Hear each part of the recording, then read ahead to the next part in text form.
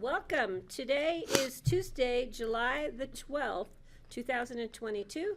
This is the Pickens County Board of County Commissioners work session, and we are going to be interviewing some of our applicants for our Community Growth Advisory Committee. Yay, I got it right. And our first applicant was scheduled at 1 o'clock. It does not seem to be on with us yet.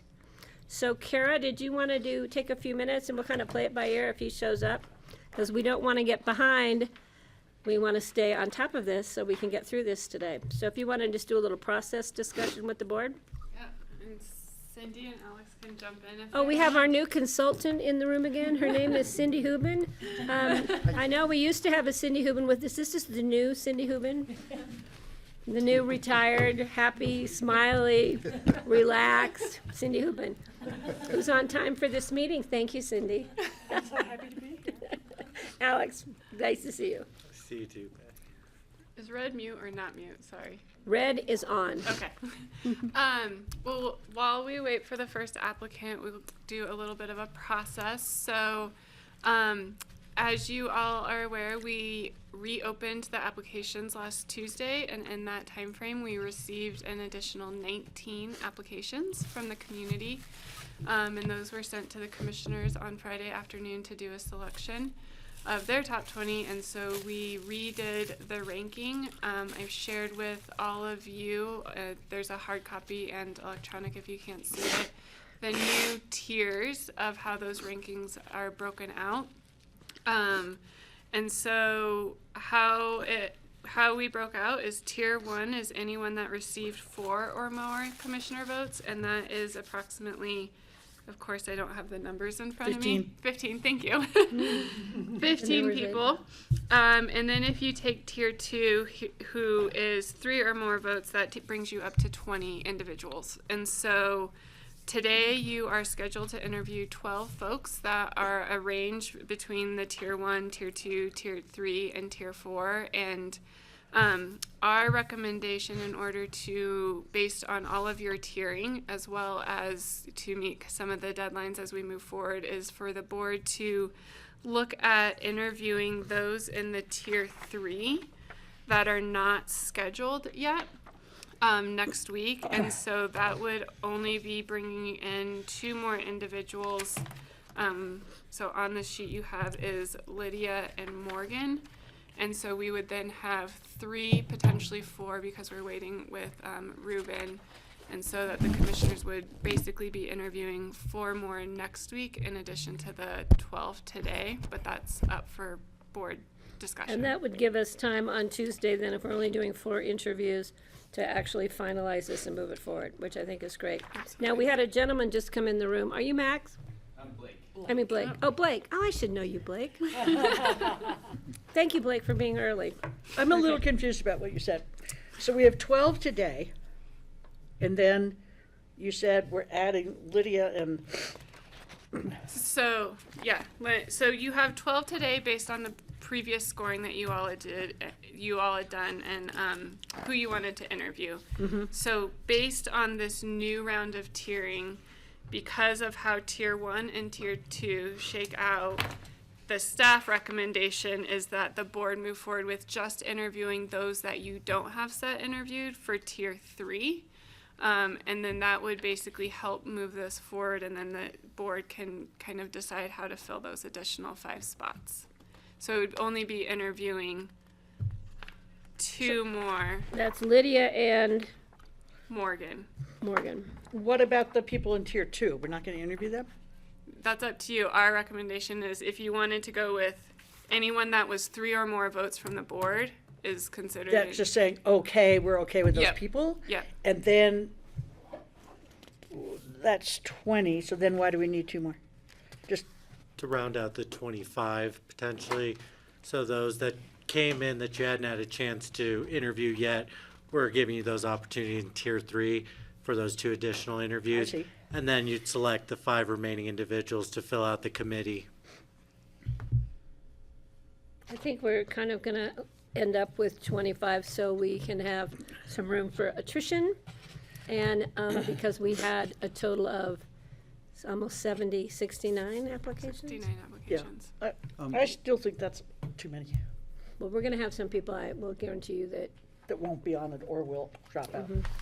Greg, please. Why don't we just get started if this first guy doesn't show, well, we can Yeah, we can start. squeeze him in. If if he I gets just, I here. just wanted to give Kara, so this is what we were trying to wrap up at the end of the day. We had a few minutes, so I think the board is comfortable with interviewing who we have today, putting those 4 people on for next week, and then providing us with time next week to finish up our selection and move this forward. Is that okay with the board? And there may be something that pops up, we can always add 1 or 2 if we feel. We're trying to keep Tuesday. We haven't set the agenda for Tuesday yet, we have till Thursday. But we're trying to keep next Tuesday pretty open for just this conversation. And I think we would need, most likely, if there's any additional interviewed, would need to be decided throughout the course of your day today. Right. And then we're done. Yeah, and we would love to know that done time frame because we have a lot of work planned internally to get this off the ground, and we want to keep to your schedule. So On Tuesday the appreciate it. 19th, by the end of the day, and I'm not talking at midnight, I'm talking at 5. Good. So the board knows that we will have given staff direction on the 25 people we're going to appoint, so staff can move forward and we can all move forward to the next steps. That's perfect. Francie? So are we all agreed on 25? Is that something that we actually agreed That's- to? I was liking a lower number myself. I think well, now that the board, we opened it up to more, we got 19 more applications that's showing more community interest. I think we have a better selection diversity-wise, demographically, and I think we're gonna have attrition, and I don't wanna come back and say, we gotta add people at a later date and then have to catch everybody up to speed. That's not fair to the sitting board members. I'd rather start with a higher number and see where it goes, and if we lose 1 or 2 along the way, then we will be fine. What do you think, Steve? About numbers. Francie's what do you chairing the think? meeting now. What do you think, Steve? I've been thinking 25 because of the attrition. which Kelly, I are would you good with be willing 25? to bet there's going to be some attrition. And, Kelly, you're good with We that? get more ideas, the more people, and even though the process, having that many might slow the process down, it still would, I think that's a good number to start with. Kelly? You're on mute, Kelly. Looking at our top, 15 to 20, I don't expect a ton of attrition in that group. So I guess for me, I would think that the question should more is like, what's the manageable size that we're targeting? I think 18 is probably the right number. So 25 feels a little high, but not bad. Steve, please. One other thought. We haven't done the interviews yet, and based on the interviews, there might be some of the candidates that we think, well, I kind of misjudged this person. I really don't want them on the committee. That could happen based on the interviews. Or the other one? Or it might go the other way that, wow, this person is awesome. They might be a tier 3, but I want to bump them up. So I'm gonna suggest that we keep it at 25, go no higher than 25. If for some reason we feel we want to make some cuts, we can go down to 21, 23, but I think we need to keep it above 20 just for attrition factors. Is that okay then, guys, so we can move forward? Because we do have an applicant sitting here. We're gonna take advantage of him sitting here in front of us.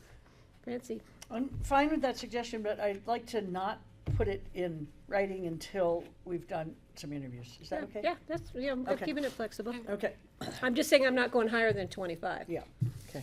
I just think that there are people whose voice won't be heard with a group that big, but whose voice we might want to hear, probably several, and we have, okay, that's enough said. Great, thank you. Yes. And I was just gonna say for process, right, I think you all can decide between now and it's just really on the 19th, and then all of that will be finalized on July 27th, so there's your process timeline. Okay, Great.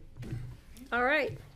So, Blake, why don't you come up and you can take the seat that Kara was just in? Okay, right here. We got you on the mic, yes. Thanks for coming in. Yeah, good afternoon, everyone. And I'll just give you a real quick rundown. I'll just open it up, and then turn it over to the board to ask some questions. And then, as you heard, we'll probably have some final decisions made by next Tuesday. We really appreciate your applying. Your applications were amazing. And I am going to, I think, give you just a few minutes to just give a brief of who you are and why you want to be part of this group, and then I'll turn it over to the board. Sure. Well, thank you. Thanks. My name is Blake Hansen. I was born in Aspen, born and raised here. Karen Clapper was my babysitter when I was a kid. I should recuse myself. My sister-in-law used to babysit this young man. But yeah, so my family has a construction business, Hansen Construction. Pretty much have worked in the business ever since high school. However, I did go to college for architecture, so I have a degree in a master's in architecture from CU and University of Oregon. I care about the community a lot. I care about the planet a lot, and I also think just we work with a lot of kind of the technologies that I think will be instrumental in building a sustainable future for the valley, and I think I can also bring a lot to the table, logistically speaking, on what systems are working. What are some of the issues with some of the systems we install? We do a lot of solar, we do a lot of geothermal, and I think hopefully the knowledge of just, whether it's me or I can have a lot of resources in our company that can give me feedback on different systems as well. So I was hoping that I could be a good resource for the committee and hopefully provide, some good feedback on different systems that we've used in the past. Great, thank you. I'm going to turn it over to the board. Who would like to start? I have a question. So is your name S-O-N? Ian. Oh, so you are Hansen Construction? Yes, it's my father works there, my mother and my brother were all it's a family affair. Yeah, who's your father? Steve Hansen. Steve. Yeah. And your brother was? Reed. I think Reed was in my son Forrest's class at Country Day, or close to it. Did he go to Country Day? He didn't go to Country Day, but we've definitely played hockey with Forrest. Yeah, maybe. Yeah. Oh, there we go. Okay. Okay. Just So we're tried to both gonna leave the place room you in now. the scheme of things. Yeah. Yeah. So you guys have been in construction for a long time. Yeah, we started in 1979. Yeah, that's what I thought. Yeah. Yeah. So you have a lot to contribute. And I've known your mom and dad for a long time. Okay, did you have any questions? Steve, please. Yeah, so thanks for applying. Being in the construction industry could kind of go both ways on this committee. You could be a tremendous resource for the committee based on your experience in construction and doing different energy systems and probably different sizes of houses and that sort of a thing would be invaluable to the committee, I would think. But then it also could go the other direction, that you might have preconceived notions about, like they're going to be talking about what should be the should we lower the maximum house size to something less in Pickens County? Sure. And I want to just feel you out on what would be your feelings if you realize, well, if we do this recommendation, their houses won't be as large that are being constructed in Pickens County, but they will be more energy efficient and, using this sort of state-of-the-art kind of a thing. So it would be changing your job a little bit. And how do you feel about that? Well, it's a good question. I mean, I think the way I think it's important for the board to have many different perspectives, and I think, I can imagine there's going to be differing points of view, but I do think it's important that, I kind of see it that there's a community here and it involves everyone, and we're builders, we're part of the community, and I don't necessarily have a set I'm open to other ideas, and I feel I'm pretty open-minded, but I also think it's good to have a lot of different perspectives when we're discussing big changes to the land use code. I think that there's a little bit of the tension of different perspectives that's, I think, will be ultimately what leads to a really good outcome that everyone can sort of be proud of. So I guess that would be my answer. That was a good one. Francie's approval on that answer. The school teacher over here. Okay. Both school teachers over here. Craig, do you have any questions for Blake? Yeah, sure, Blake. Thanks for coming in. Appreciate it. I know Yeah. your folks. I've met them over the years. I guess the question I have is really this. Yes, Steve points out it's not really we're not a building advisory committee, but it's a growth advisory committee. So really, the concerns I have are just around growth, and I'd love to understand what your vision is for how Aspen and Pitkin County. What do you think of our how should we grow? How should we change or going forward, say the next 10, 20, 30 years? What's your vision for that? That's a good question. It's certainly changed a lot since I was younger, and it seems to be changing very quickly right now. I think that I think that where I find it changing the most is just in the demographics of it, which I don't think is something we can really control. However, I think if there's clear guidelines, it helps everyone, because a lot of times the rules are changing so often, it's really hard for people to understand where we're going. And so I think having like a clear framework that everyone understands this is the path of how things are done, it would give just a little more certainty to what is going to happen in the future. I think sometimes the changes create sort of a rush on development because they're afraid rules are going to change. And so sometimes rules are enacted which actually create a bunch more development that may not have happened, or people are worried they can't add on to their house in the future, so they want to build the maximum square footage. So, I think it's a very special place we live, and I think protecting open space is important, and I think that there's also some really remarkable structures being built, and so I think there's a lot, there's very positive sides on the development side as well. So I don't know that I have a perfect answer to that, but that's. It's not the perfect Well, question. if I could press it, so what is sustainable? What does a sustainable community population look like, or sustainability? How do you define that? What is a sustainable community?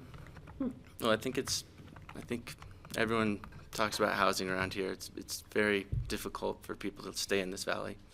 So I think creating a community where people can live and work is certainly one of the big challenges up here. I think it's an interesting question because we're part of entire world, entire country, and so how does our little microcosm fit into the puzzle? I think we want to be responsible. Everyone believes the place we live is special, and so we want to protect the natural beauty, and I think we want to protect the experience so people keep coming here. I mean, ultimately, I think sustainable is a city that's going to continue to be able to support an economy that people can live and work here, and protect the natural beauty of why people want to be here. Right, thanks. Appreciate it. Francie, Thanks and for then the Kelly, feedback. if you have a question, I'm going to Francie, and then.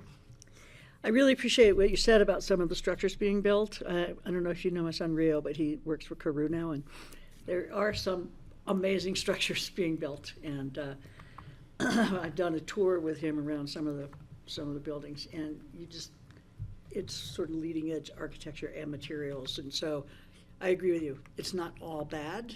The big houses that are being built.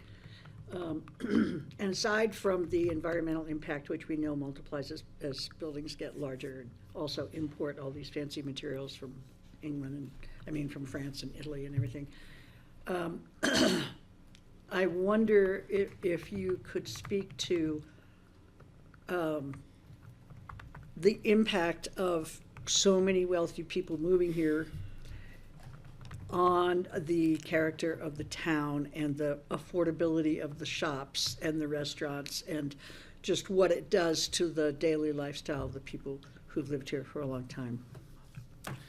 Yeah, I mean, it's tough. Even in labor is hard to come by right now, and it's not really easy to find a place to get a nice dinner for under. For a family of 5, it's expensive, and home team's sort of the best option. Yeah.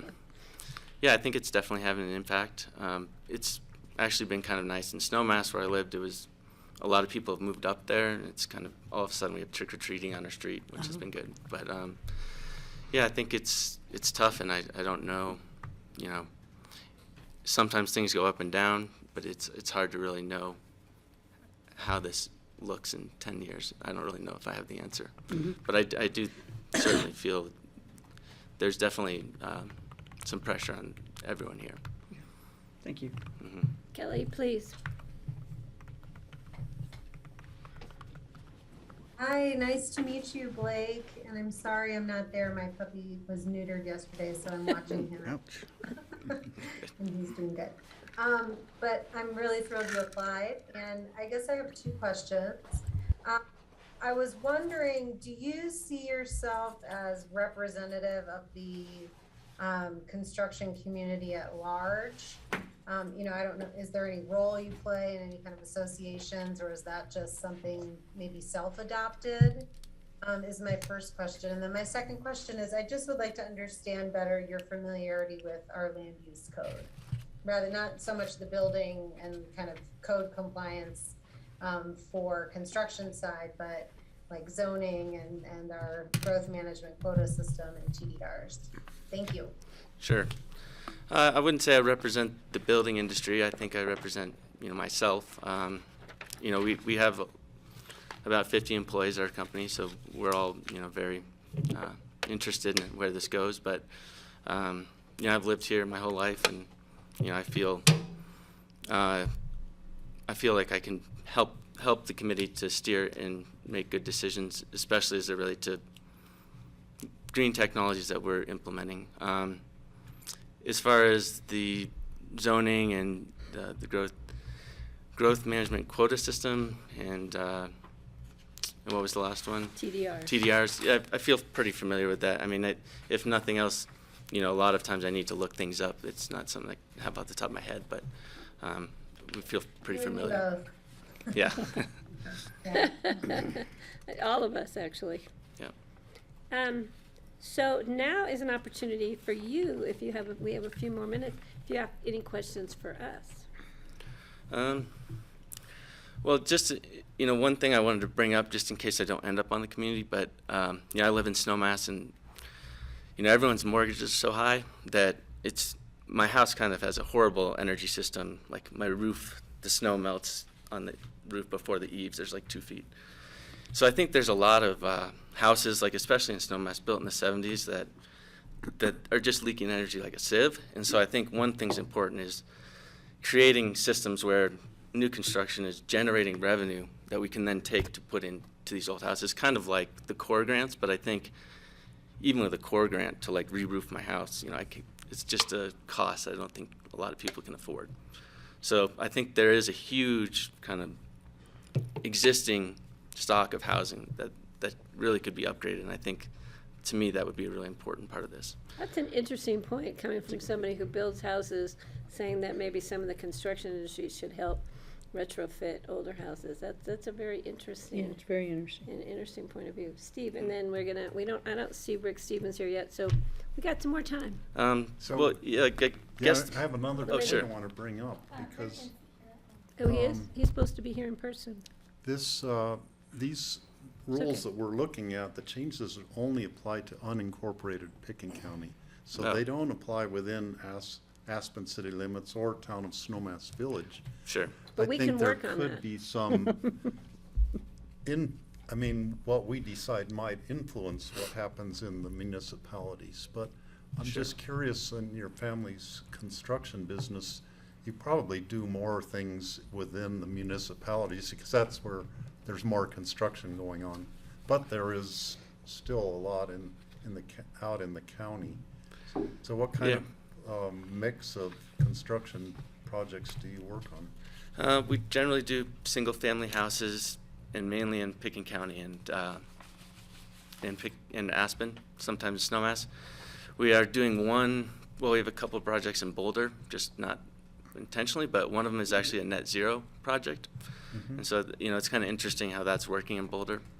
You know, they have a off-site solar farm that you basically is deeded to your property. So you are creating net zero but you do need off-site solar. And so you have a solar array that's tied to your property. Wow.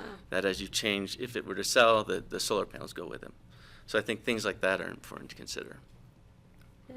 Okay, They're not allowed to have them on their property? They have them on their property as well. Oh, I see, okay. And they depend upon size. cool. So I'm gonna let you do some closing, and then, I do see we have Rick, our next interviewee on the online, so you Okay. can say you had something else you wanted to say? Well, the only thing I was wondering is the meeting, do you have an idea when the meeting time would be? Is it during the day or is it after? I don't think they've actually finally, I don't see staff here, I don't think they've actually finalized that. I think once the committee is seated, then, they can, see what works best. John, do you have any input on that? I'm looking at the county manager.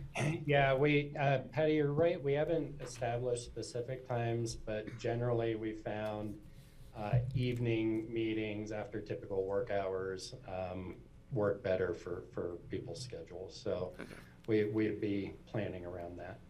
Great. Thank you. So it's nice to meet you. When did you graduate from Aspen High? 1998. Okay, so you're a little older than my son Trevor. Yeah. Yeah.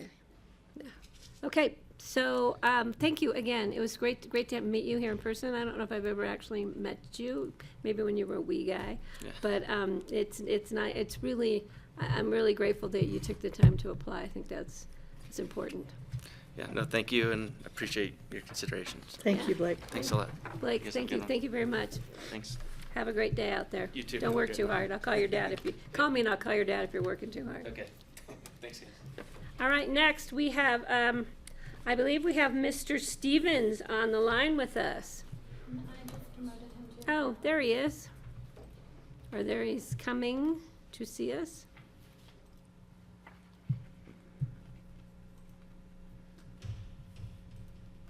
Do we need to have him unmute, or are we good?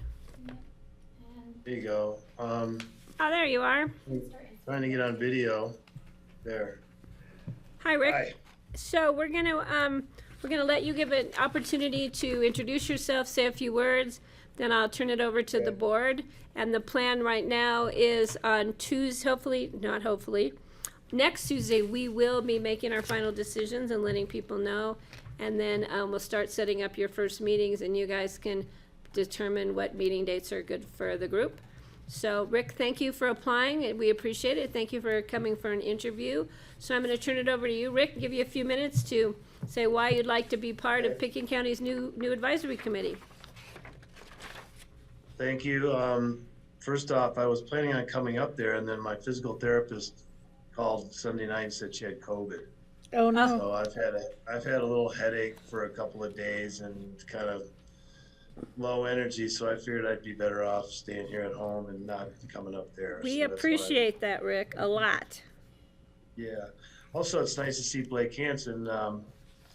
We started a business about the same time his dad did, and I can remember Steve wearing a tool belt when we were sitting in equipment. So it's nice to see a young person like Blake coming forward and applying in committees like this, because I think emerging leadership in this community is really important.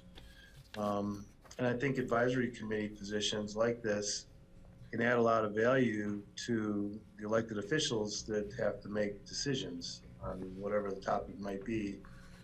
And to get young people at this point in time in Aspen to step up has been kind of extraordinarily difficult. So I coach with 30 or 40 young men, and they all approach me and bend my ear in every practice about what they're going through to either grow their businesses, raise their families, find a place to live, become a permanent resident, so to speak.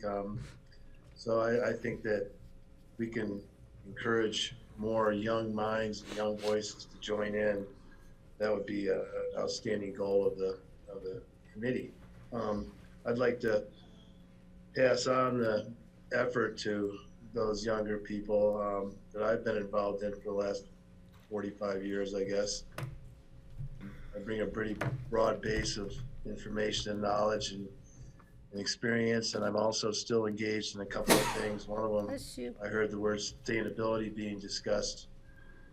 I'm involved with a mountain cohort from around the globe through CSU as a fellow, and we I'm the only person that represents a resort community. The rest of these communities are in the desert in Africa or in the jungles of South America or the high elevations in South America, in the Far East, and in North America too, a lot of Native American, indigenous people. They all have different issues that they face to try to keep their communities sustainable.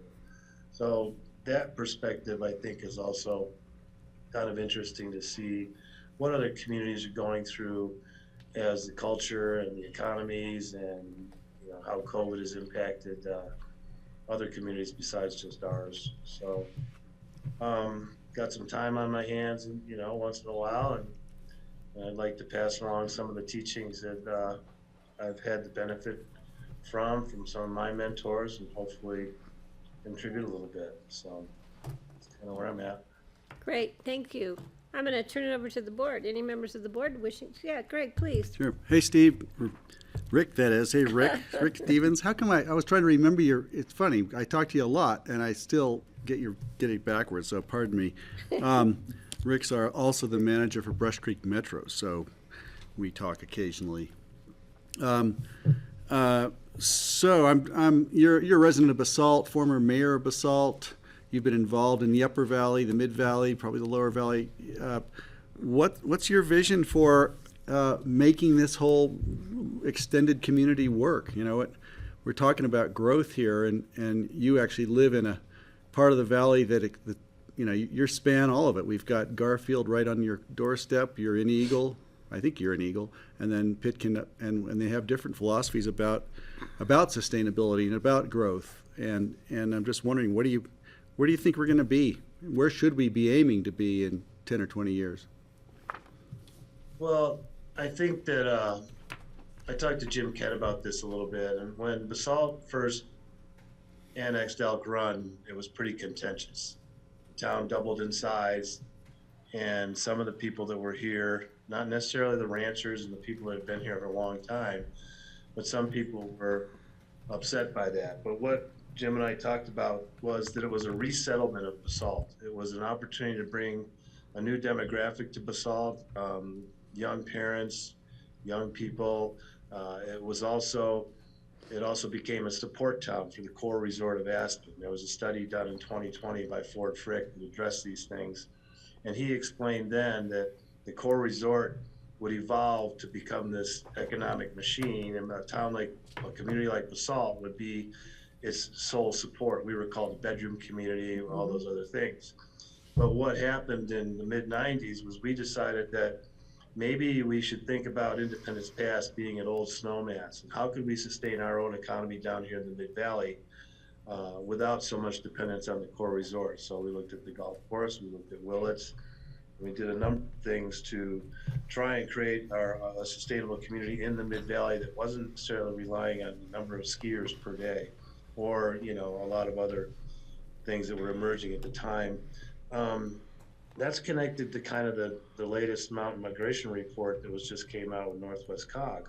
And following this for the last 20 years, it's been kind of fascinating, because Basalt, with its different philosophies towards growth and this kind of growth and that kind of growth, we are now in a position to have a resettlement project in downtown, which is going to focus on young professionals and apartments and mass transit and the rebuild of the Clark's Market area.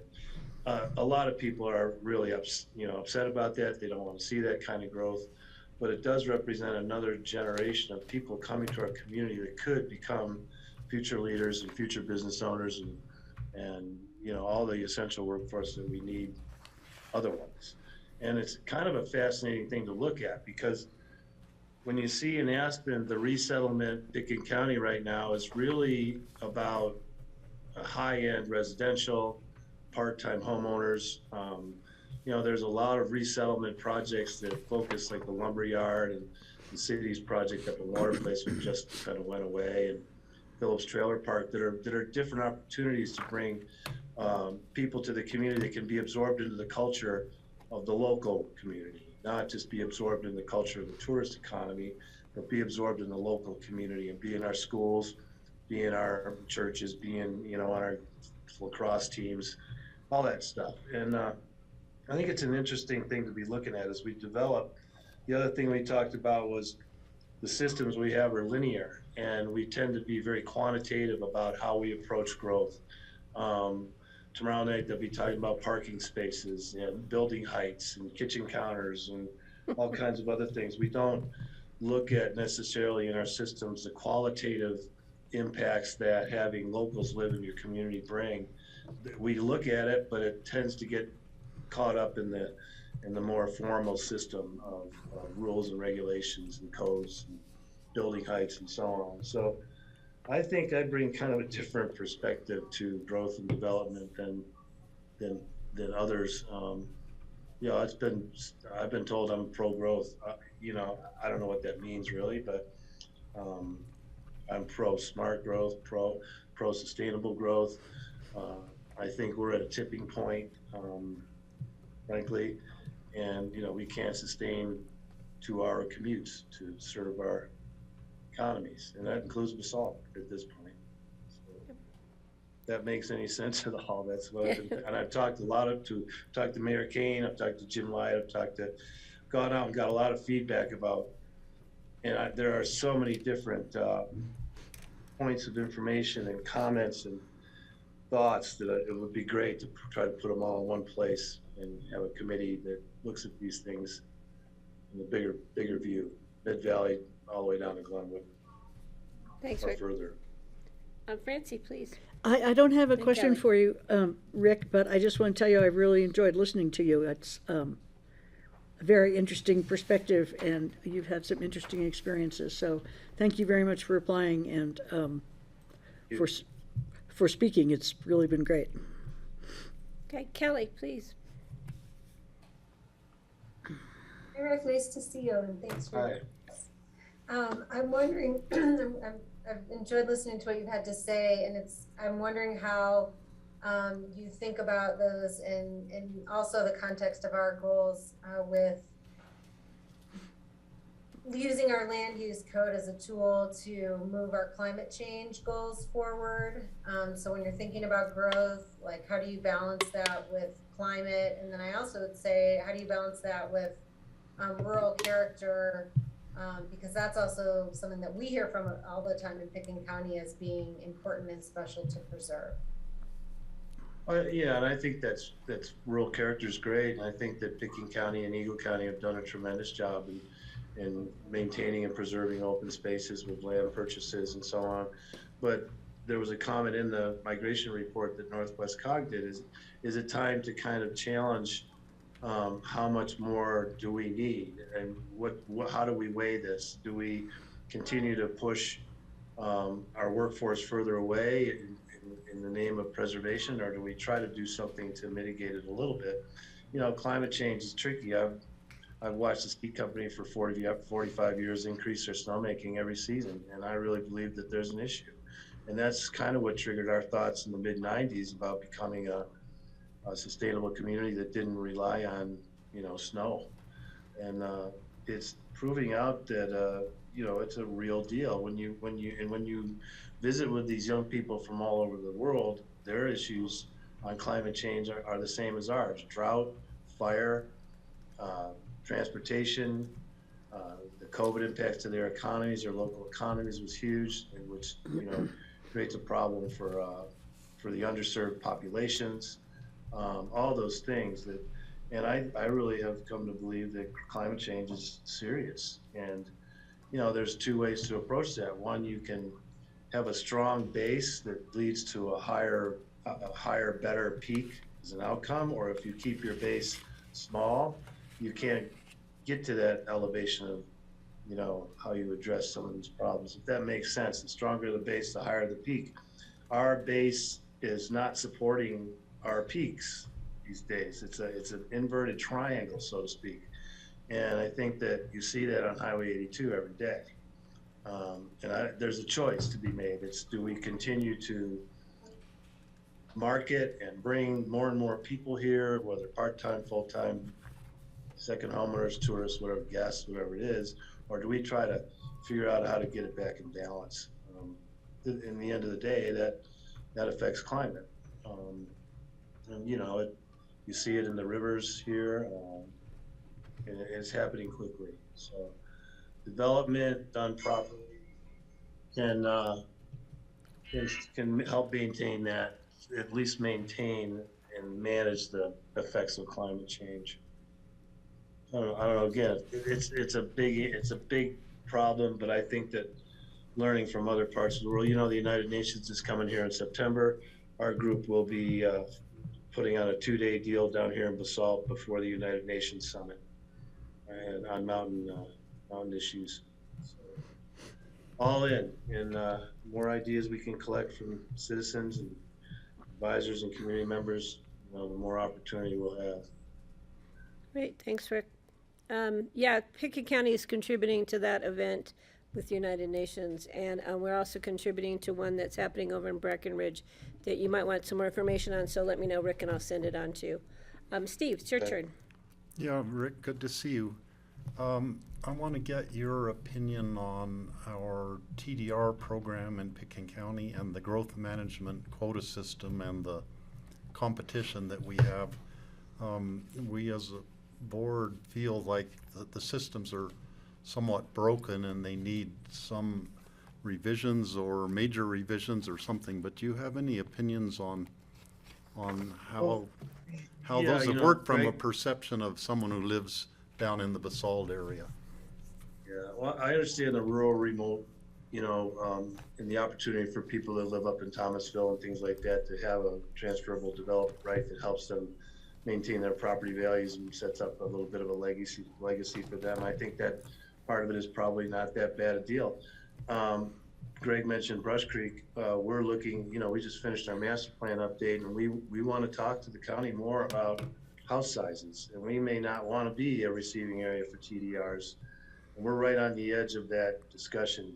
The other thing I learned recently was in the growth management quota system, there's sort of, I don't know if it's a loophole or not, but I also managed Meadowood, and we received notices about an opportunity for an owner in there to put up $750,000 in exchange for 2,500 extra square feet of house, which is outside the TDR program, as I understand it. And then the catch-22 there is, I think the last time that happened, it wasn't a very large amount of money. And, this is a big chunk of change, and the county, it's supposed to be used, I guess, in the area of that activity, like it could be used for the hospital or the schools or trail system or whatever. But I talked to staff a couple of times about it, and they're struggling with how to manage this $750,000. I think that is buying your way in here is, for me, not the right answer. If you can just cut a check, and when you look at that $750,000, it's about $300 a square foot. The value that he's going to receive from that contribution is 5 times that.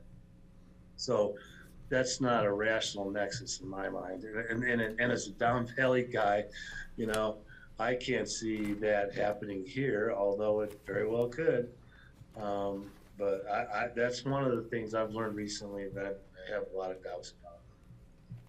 Frankly, I'll just be honest. All right, thanks, Rick. I'm going to allow Rick to do some closing statement. I don't see our next attendee. Do we have our next one on? He's supposed to be virtual. Christoph? Rick, if you just want to do some closing words, really good interview, Rick. You and I run into each other, usually me being in Basalt, having dinner since I can't afford to have dinner up here as much anymore. Mm-hmm. And so Rick and I have known each other for 40-something years. So, yeah, it's nice to have you interview. And again, thanks for applying, Rick. I appreciate it. So I'm going to give you a few minutes just to do some closing here. Yeah, I for some reason or another, and I don't have an agenda or a certain goal in mind, objective in mind for this committee. My point is that I would like to really understand better what is really going on. I mean, it just seems like there's a lot of separate silos right now, and that some of the same arguments about growth and traffic and development and all those things are still being made. you know, I saw a lot of opportunities go by.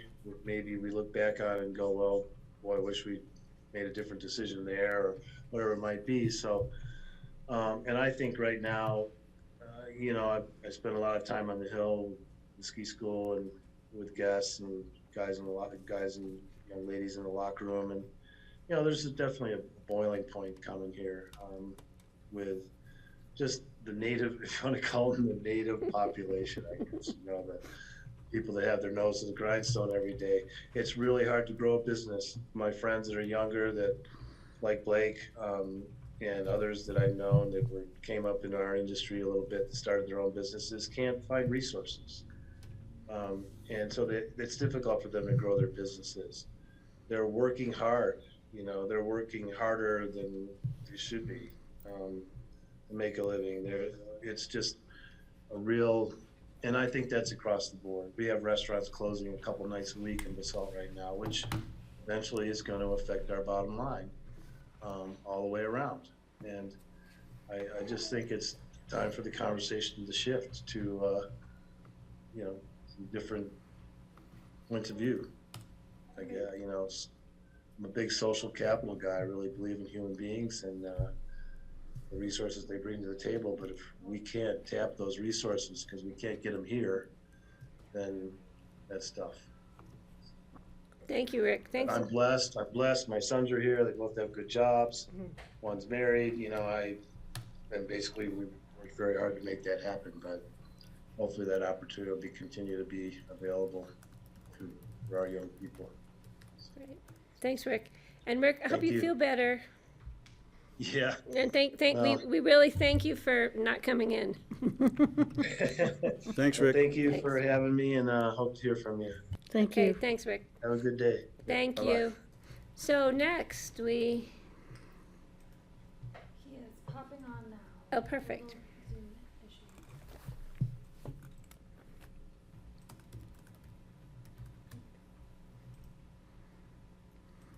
Voila.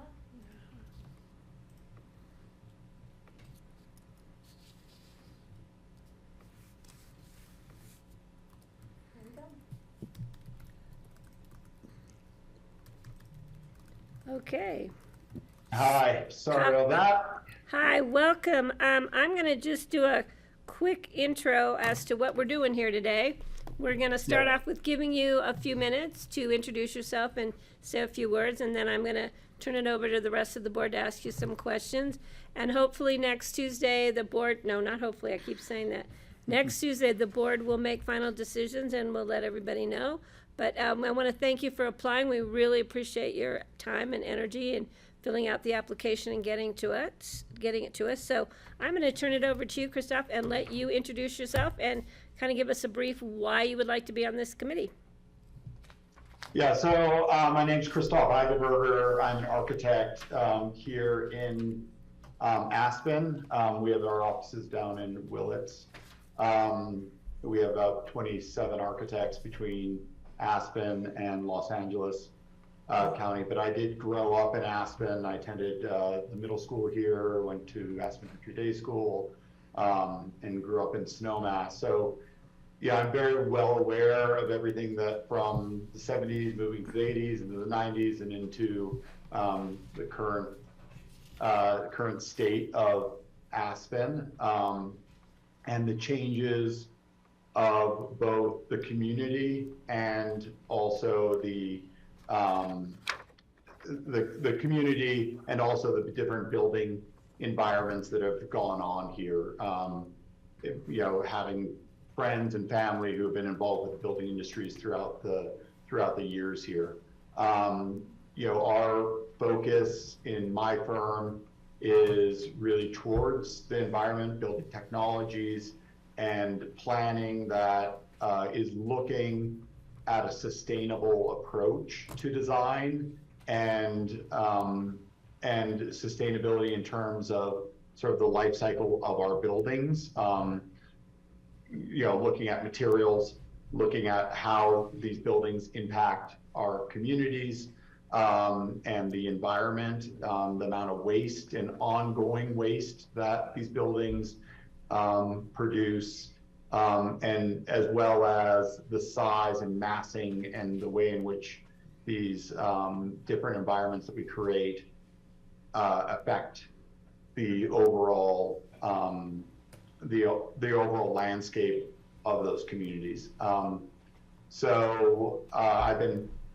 practiced architecture throughout the world. I've worked in Rome. I've worked in all through Europe, South America, California with more stringent environmental codes, but just been exposed to a lot of different environments, which I think can benefit our community as a whole, to really add, much more sophisticated approach to design than what I believe we currently have.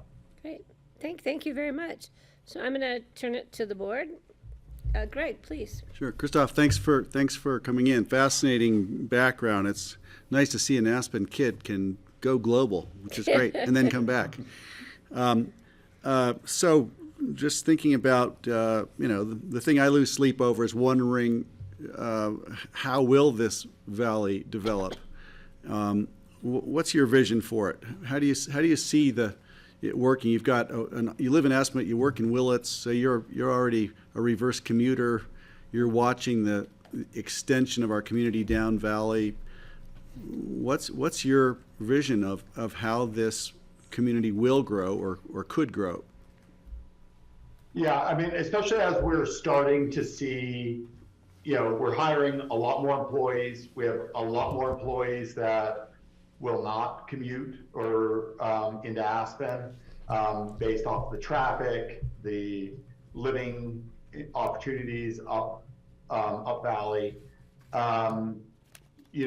and also seeing a lot of businesses, larger businesses, moving out of Aspen, the city of Aspen itself, into more of the Pickens County region.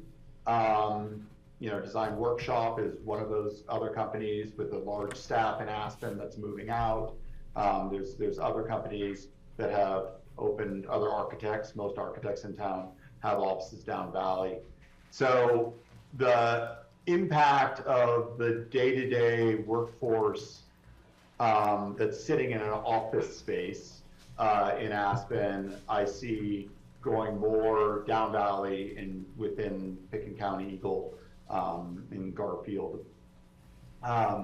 Whereas we start looking at hospitality, we start looking at the impact of sort of the property management aspect of Aspen is where we see a lot of growth.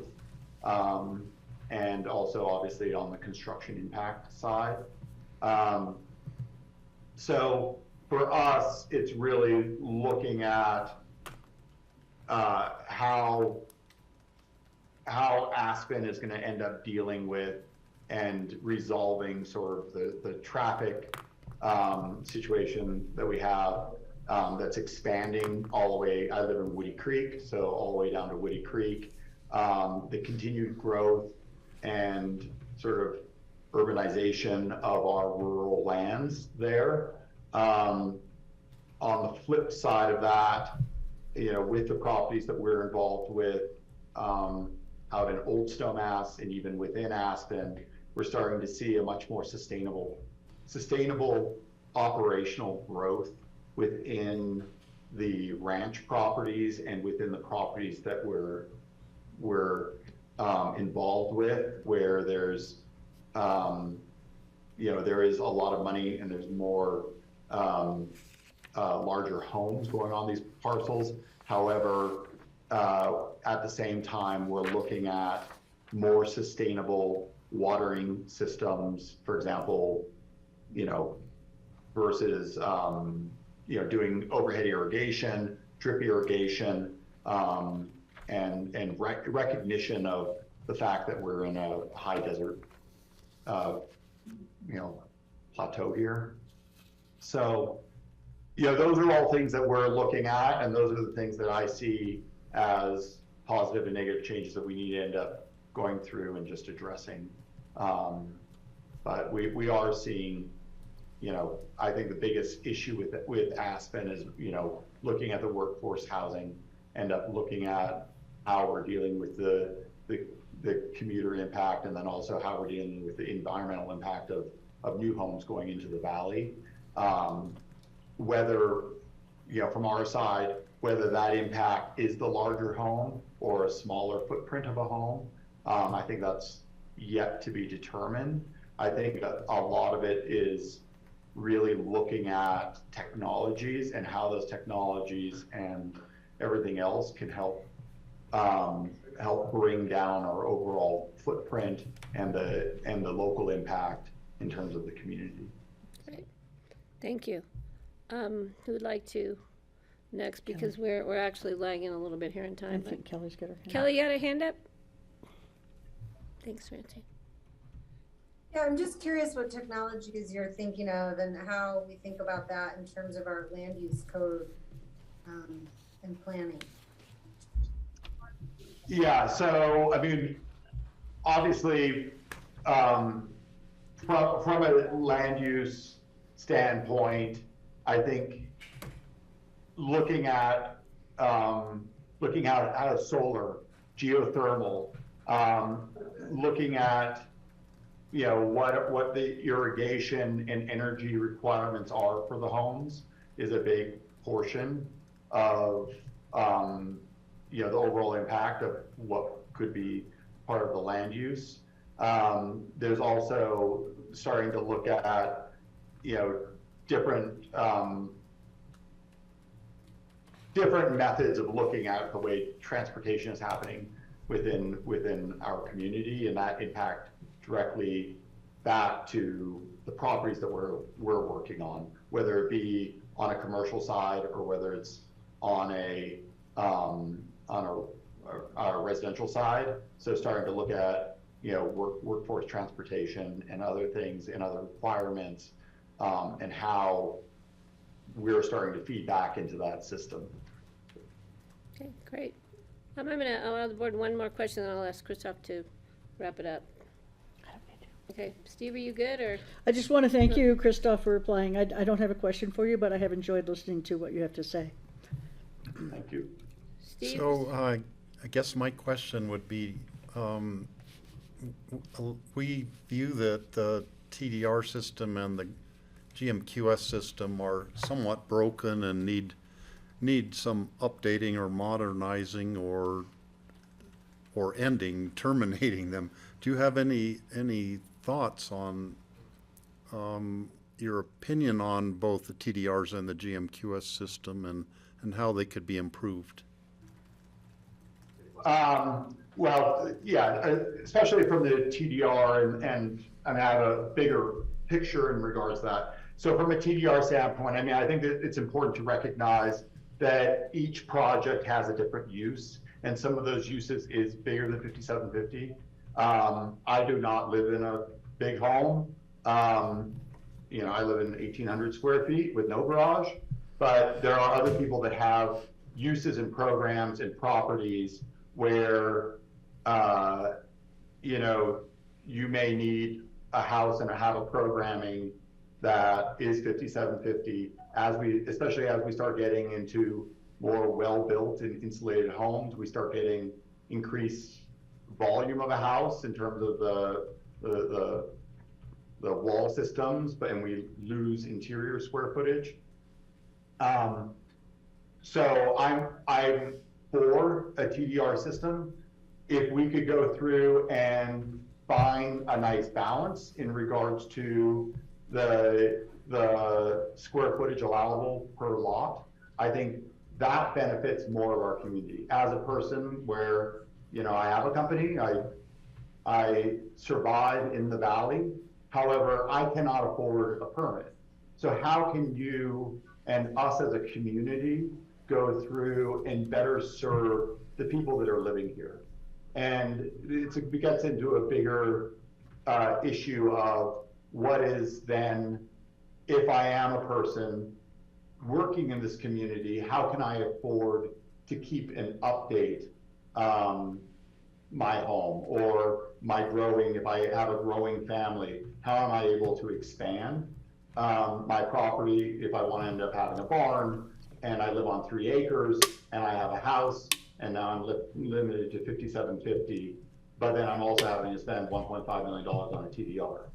So I think there needs to be a balance in regards to looking back at our community and figuring out what that balance is in regards to use, and also being realistic in regards to what is the cost of being able to live and build a home here versus Eagle County versus Garfield County and everywhere else. So it's a complicated situation. I don't believe in necessarily downsizing from the 5750 if that was a GMQS, or some of the, or even looking at how we can restructure the TDR aspect of it. My bigger concern in terms of the land use aspect is if I'm in Woody Creek and I own 6 acres or, you know, less than 10 acres or even 1 acre, how can I actually afford to continue to live in the valley based off of permitting fees and renewable fees, all that other stuff going on. Great. Okay, Christoph, I'm going to give you a few minutes to kind of wrap it up, and then we're going to move to our next applicant who is here. So if you just have anything else you want to say or questions for the board, but thank you again for applying. We really do appreciate your time. Yeah, I mean, I think the big thing for me is looking at what is, for me, it's the big thing is the environmental impact. It's understanding and being realistic to the community that we live in, and also the associated costs of that community that we live in. And so that's really what I think I can bring to the board with, you know, the 60-odd projects that we're running currently, both here and then nationally, and seeing the different ways in which Malibu or Los Angeles or San Francisco or New York City or Miami are all dealing with these different aspects, as well as our own direct communities. Great. Thank you. Thank you again, Christoph. It was really nice to meet you. And Great. I think your global experience, as Greg said, is pretty amazing for a local boy. All right. All right. Thank you. Thanks. So I'm gonna just real quick to the board before I bring Amos up. Apparently our first applicant, Max, had the wrong time. So Kara, if we wanna just, if there's time at the end, if he wants to just hang in there, if not, we'll reschedule him for next week. I'll tell him like around 4 and I'll confirm either way. Okay, perfect. Yeah, we'll just let him know that if we can, depending on how things go at the end of the day, we'll fit him in today if he can kind of be available. That's great. So next, I'm going to bring up Mr. Anderson. Underwood? Underwood, I know. God, the Anderson family. Yeah. I knew the Anderson, I just get them all confused. It's all right. I have to fully disclose that Amos was one of my most interesting patients many years ago. And because of patient privacy, I won't go into the details. Perfect. That's good.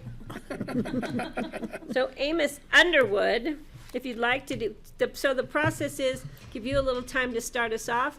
Let us know why you'd like to be on this committee. Then I'll open it up to the board. And then I'll give you a few minutes at the end. And then next Tuesday, the board will be finalizing our choices, and we're going to get ready to move it forward. Great. So please, Amos, it's so nice to see you. Nice to see you too. Sure. Well, I saw it in the newspaper that you guys were looking for community members to participate, so I've been trying to do more. You need to speak up a little. Been trying to do more soft-spoken feedback guy. to the community, and thought it would be a good thing to do. So, answered your, I guess, boilerplate language and sent that in, and I don't know. I've been living in the valley for a while and grew up in Woody Creek, and I've seen a lot of changes, and I'm interested in participating in the future. Okay. So I'm going to open it to the board. Francie. Yeah, I really appreciated your 5 top issues, that list, that really caught my eye, particularly the carrying capacity, but actually all 5 of them are obviously integral to Sure. what we're doing here. But I would love to have you speak to carrying capacity and tell me what your concept of that is and whether you think we're there, we've passed it, it's coming, or Well, I guess with where the infrastructure is for the valley, we've passed it. But if the infrastructure is improved, I think there could be more carrying capacity in the valley. I guess it's not an unlimited number, but I think the number is dependent on the infrastructure that's here. And you think we can retain our rural character and continue to grow for 5, 10 years, 20 years? Well, the Pickens County. Thousands of people, a few people? Yeah, sure. I mean, Pickens County is a large area, so along the corridor of Highway 82, I don't believe it's really rural anymore. Yeah. If you get out to the outskirts of the county, I think it is rural. It's going to stay rural, and I don't see thousands of people moving into Meredith or certain areas like that. But definitely along the valley floor. It definitely feels maxed out to me, but obviously with all the approvals that are going on, things are growing, so it's going to get busier. Yeah, I think Cindy told us that we are like 50% built out. We According talk to about what- zoning and structures that could be allowed. Yeah. For what the zoning that's currently set. Yeah. Yeah. Well, that's I mean, if that's the number, then that's the number, and I guess that's a good starting point. It seems like some of the discussion that's gone on about reducing size all around, might have an adverse impact by allowing, not being, if you're making everything smaller, all of a sudden, the 1 acre lot that could have had 15,000 only has 3,250. Well, now it feels like maybe there could be a few more 3,250s. Yeah. And right, so right, what for difference does sure. it make at the end of the day, whether it's one person or, 15 people on that 1 acre? That is at the core of it, isn't it? Yeah. Yeah, thank you. Okay. Steve, please. So Amos, someone mentioned, and I think it was from your growing up in Woody Creek, that you had some agricultural background. I grew up, I mentioned that. And putting up hay in Woody Creek. yeah, and that probably kind of helped you form your whole vision of the valley and the way it ought to be and what good land values are and that sort of a thing. I think so. My parents split up when I was young, and I ended up living on both sides of Woody Creek Road with my mom's side and my dad's side. And on my dad's side, I watched Aspen Valley Ranch watched my father subdivide Aspen Valley Ranch into Aspen Valley Downs, and got to be at the dinner table and listen to how the process of that works growing up as a kid. And I realized, that I like the agricultural heritage of our valley, but there's definitely not that many spots left where it really can be economical for anybody. And truthfully, even back in that day, I think it was almost more of a tax deduction for a lot of folks than what it was, say, 50 years before that. So I do like the agricultural portion of it, and I think it definitely did round me with some of my views on what's going on in the valley. So in parts of the county, in the rural parts of the county, there's really a lot of sentiment to reduce the maximum house size there and to try to retain as much rural character as possible and to keep what agriculture there is in operation. And that kind of gets to the growth management quota system and the TDR program and the things that we are looking at. So what's your impression of the TDR and the GMQS system, for example? Well, I think the TDR program, did what it is doing or has done what it was meant to do, and that's, I think historically it was to transfer development outside of not rural farmland, but mountainous high country land where we didn't want roads even going in the first place. And I'm not sure how it was decided, but a lot of those TDR landing sites became some of the rural areas, farmlands where, I guess someone thought that would be a good spot to have a house of enormous size. I'm okay with the TDR program. I think it actually works pretty good. The GMQS is not a favorite thing of mine, mainly because it's a competition to work through and not a right for a property owner. So I don't know if that kind of answers your question, but the TDRs have changed. Obviously, you're aware of in the last couple of years with the number of them and the price of them. But I think overall it was a fairly good program for protecting rural areas, not farmland areas, but rural areas. I think maybe farmland got impacted by them. Okay, thank you. So Amos, besides your agricultural family history, you have some construction drafting. I know that you work in the field, but I'm not quite sure how broad that is. Pretty broad. What I do is I help people obtain building permits, and then if there's some drafting that's needed, I'll draft up stuff for them or help get them the drawings that are required by the county or the city, which is mainly where most of my work occurs. But and most of my work happens prior to construction. I'll do a little bit of work once construction starts, but mostly by the time construction started, I've already completed the work that I need to do. But you do work, but you have a familiarity with the county code and Yeah. No, with the building side and the development side. Yes. I choose not to read it all the time because it feels like it changes so often that it's a waste of time. But I have copies from the 70s at home that I can go back and look at if I need to.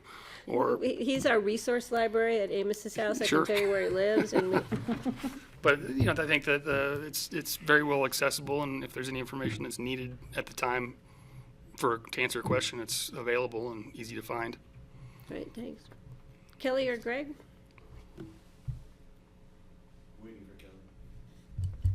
Kelly's waiting for you. She's waiting for me? Okay. Hey, Amos. Hi, Greg. So the big question I think about whenever we give somebody a TDR or they get one somehow is where's it going to land? What's your idea? Where should we land these TDRs? We've got about 130 of them out there. They represent up to 375,000 square feet of space. And what are they selling for now? A couple $1 million each. So we're looking at $275 million worth or $300 million worth of value in them. Better than Bitcoin. Where should we land these things? How about Little Cloud? On Little Cloud, yeah. I think they already took all they could, right? Well, they already have, I believe. But He's very familiar with the ones that are already out there, obviously, you can't just get rid of them, and so they need to continue to be landed in certain spots. And I think maybe altering where they get landed might be in order to help alter, I guess, the perception of whether stuff's rural or not. In truth, I think the closer to Highway 82, the better to land TDRs and make them, increase if we're going a TDR represents not just money, it also represents square footage. So landing it on areas where we want more density, I think makes the most sense to me. And so I would consider looking at locations that are closer to Highway 82 than farther away from Highway 82. Okay, so you're thinking like growth along the corridor or the Highway 82 corridor? That's kind of where you'd put it? Yeah, until a new corridor is created. Until we got another one. Highway 82 A and B. Yeah. Got it, okay, thanks. I mean, I think that Gotcha. if you're gonna make a house, so large, keep it closer to where the materials are coming from. We don't want to land it on top of Aspen Mountain and have trucks going up and down the valley or up Snowmass Creek or any of the far areas. So keeping it located along our corridor and where we expect you to find density next to a highway makes sense to me. Okay, Okay, Kelly? thanks. Well, Kelly, and then I'm gonna give Amos some time because we have our next applicant online. Just quickly, yeah, thanks, Amos. Sure. Really appreciate hearing from you. You sort of threaded your points in a coherent way, which I appreciate. But I am wondering, this also comes down to quality of life. So what do you think is the biggest detriment to quality of life currently? And, as is part, that falls into the scope of this conversation. That Pickens County creates, or I guess I don't have much worry about Pickens County or even the city of Aspen where I live. It's more national for quality of life. But I think the quality of life is pretty good, and I'm speaking from a person who lives in the city and rides a bicycle and doesn't have to commute up and down our corridor. But I have done that driving up and down the corridor, and so I guess I would say that might be, the commute is probably going to be the biggest impact on quality of life. I love that answer. Thank you. Well, and my first history with Amos, I'm glad you're not riding a horse as often as you did then. No. So any questions for us before we close? Do you have any additional thoughts or? I mean, I guess the question on the extension of the program that this is going on, was that a quantity or a quality We issue? were looking at some more demographics, Gotcha. some more diversity. So we started out with 49 applicants, right, Kara? And then we thought we'd have a few more, and we got 19 more. So we had a lot of people lingering, off stage, waiting to see what was going to happen. And so we've we're thinking, we haven't come up with a decision of having a committee membership in the mid-20s somewhere, an odd number. So kind of taking into consideration, we got more applications. And I was hoping for more women to apply. So sorry about that. Can't help you there. And then the expectation for how long this whole process will last? For the rest of your life. Well, I know besides that, I mean, but this Kara, particular we're one. thinking a year. We're shooting for 6 months.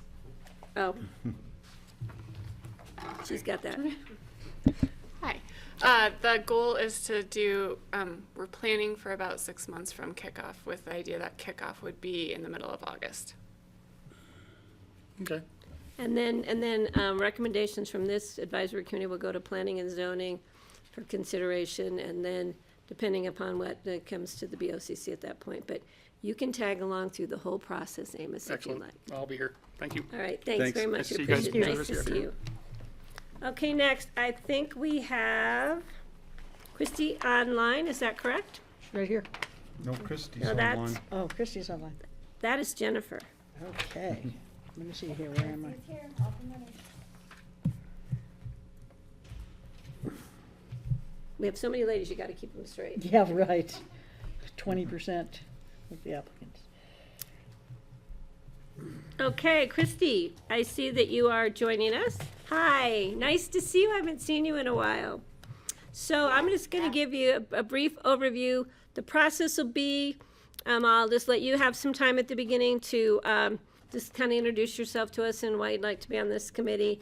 And then I'll open it to the board, and then we'll bring it back. And I'll let you do a little closing remarks or questions if you have any. And then next Tuesday, we'll be making our final appointments and moving this committee forward. So please, the floor is yours. Thank you very much. Can you guys see and hear me? Yes, we can. And again, thank you for applying. We do appreciate, all the applicants' time and effort to be part of this committee. So thank you. Yeah, and it sounds like it will be a lot of time and effort, which I'm ready to do. I am hired. I retired about 5 years ago from corporate America, sort of stressful global job. And since then, I've done a lot of volunteer work here. I was on the board for the Salt Public Library, and I actually ran all their strategic planning processes and facilitated 20 community focus groups and pulled all that together. I'm a volunteer forest ranger. I even served for a couple of years on the Pitkin County Noxious Weed Board. I'm a passionate person about getting rid of those noxious weeds, and I spend most of the summer on my own 35 acres evicting them. The reason I like to be on the committee is because I think it's one of the most important set of decisions that Pitkin County can make. It's going to impact the lives of so many people and their decisions and the environment. And I think it's a really important endeavor. And I consider myself smart and a quick study, open-minded. It's funny, I don't really come with any preconceived ideas. I heard a little bit of the last conversation about what do you think about TDRs and density of building. And actually, I'm coming to learn a lot and help make decisions. When I say I'm a quick study, the Aspen Institute has asked me to moderate their local community programs called Society Reimagined and other programs like that. Great decisions. And the reason that I think that one of the reasons they chose me is because sometimes there's a lot of conflict in those discussions, and I was able to moderate among the extremes and keep peace and come to informative decisions. And also I had to learn very odd and strange topics like the melting arc, the disappearance of globalization, and all sorts of wild topics I had to become within 3 weeks completely an expert on in order to moderate successfully. So I think I've proven that I can learn a lot about land use and come to some of my own decisions. But for now, I'm very open-minded. I don't have any particular strong opinions because I want to know the facts. I want to hear the views. So I don't want to take up the whole time talking about myself. Any questions you have about me? This is about you, and I'm going to turn it to the board. Greg, I see Greg has a hand up, so Sure. please. Christy, thanks for applying. Really appreciate you being here.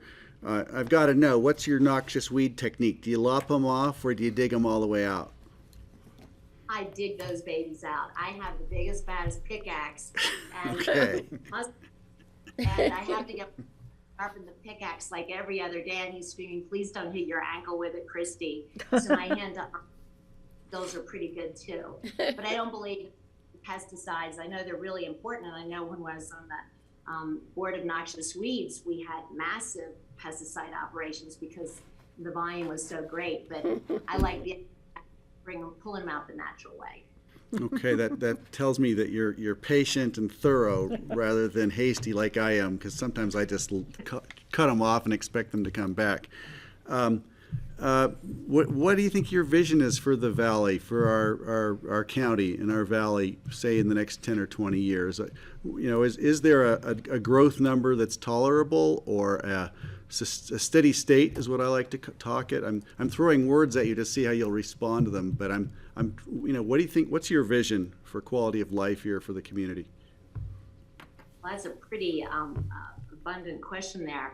I think that the quality of life in the community is defined by the citizens of the community. So I don't think there's one answer. I think you have the second homeowners, you have the first homeowners, the primary, the guys that live here all the time. You have all the workers driving in from Silt and Parachute.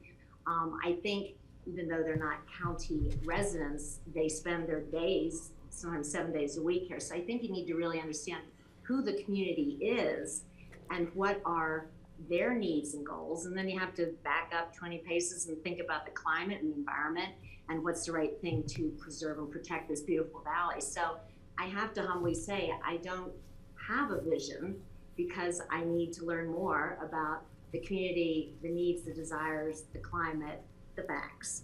If I could follow up, I appreciate that. It's great to come in with an open mind is so good. We're going to be requiring or asking our participants to really have opinions probably at the end of the day and try to reach a consensus perhaps. So at some point you can't be the moderator, you've got to be the participant. Do you see being able to make that switch? Oh, hell yes. I ask myself about how opinionated I am, even when I'm not fully informed. No, I don't mean to make fun of that. I know that the most important thing of this committee is to wrestle really tough issues to the ground, and I'm fully prepared, once educated, to make hard and good decisions. Absolutely. Great, thank you. I really appreciate you being here. Francie, please. Hi, Christy. Thank you so much for replying. This is Francie. I don't know if you can see me. I just want to say that I really appreciate your approach to this. I'm on the Wolf Reintroduction Committee, the Stakeholders Advisory Group, and we all came in. There are about 5 experts on it, and the other 12 of us are not experts. So we all came in and needed to learn along the way, and so our role was to learn and develop ideas as we went, and it's worked really, really well in that group, and there's been incredible compromise and listening to each other, so I really appreciate that is your approach to this. And I certainly don't need to have only people who are familiar with the land use code on this committee. So do you picture yourself as sort of a facilitator type of participant in a group? No, I fully thought I would be a participant, learning, working with other members of the committee and conversing and discussing. However, that was one of my questions because I have been through so much facilitating of groups in my professional career and even recently with the BOCC Library. How are you guys going to facilitate us? Are you going to into subcommittees? Are you going to and by the way, if you'd like me to serve as a facilitator, I'd be very glad to do that. I'm really good at that, but I don't see that as my role unless you want me to do that. Okay, great. Well, I'll answer a little bit, but I think Kara could come up and answer that a little bit better. Do you want her No, to we wait just till we're have to done? remember we have a Yeah. 10-minute time frame. I- So the board you- needs to try and keep focused on questions. Yeah, so you guys will pick, if you're chosen, the group will pick their own sort Chair of and vice moderator or chairperson. And then in terms of any leadership beyond that, we're not going to be coming in and facilitating your meetings or anything No, we like do that. have a facilitator, right, Kara? We have somebody that's gonna be on board. And that's somebody from outside the community, outside That's this the staff. particular community. Yeah, did you hear that, Christy? So you'll Yes, have a thank you. chairperson that you guys choose and then a professional facilitator. So you will get to participate to your heart's delight. Yeah. Okay, I'm gonna see if there's any other Kelly, please. And then Steve, did you want questions for Christy? Oh, yeah. Kelly, you go ahead, and then Steve. Great, thank you. Hi, Christy, thanks for applying. Nice to meet you virtually. And I guess I'm wondering, just even in broadcloth, what your thoughts are about the intersection of climate change and land use policies, because that, I think, is what we're trying to link, and it would be helpful to understand what you're just sort of conceiving and thinking of about that.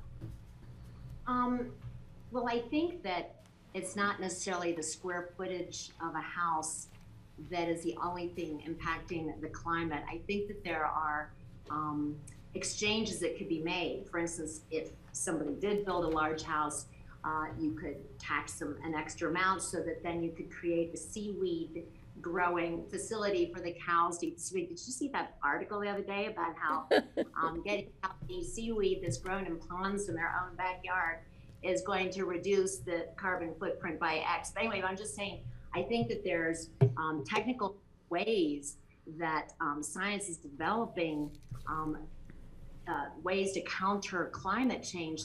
It's not just about square footage. I think there should and can be bigger, better ideas to deal with that major conflict of density and population and impact on the environment. Okay, great. Steve, please, and then I'm gonna turn it back to Christy to.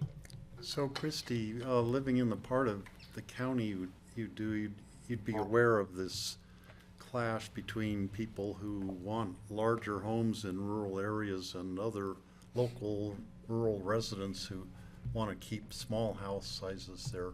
So what is your feeling about larger houses that are bigger than the average for the neighborhood?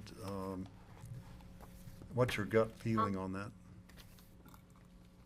I think that people should be allowed to build a larger house if indeed they take all the measures, like no ridge views, maybe several stories into the ground so it doesn't take up so much footprint.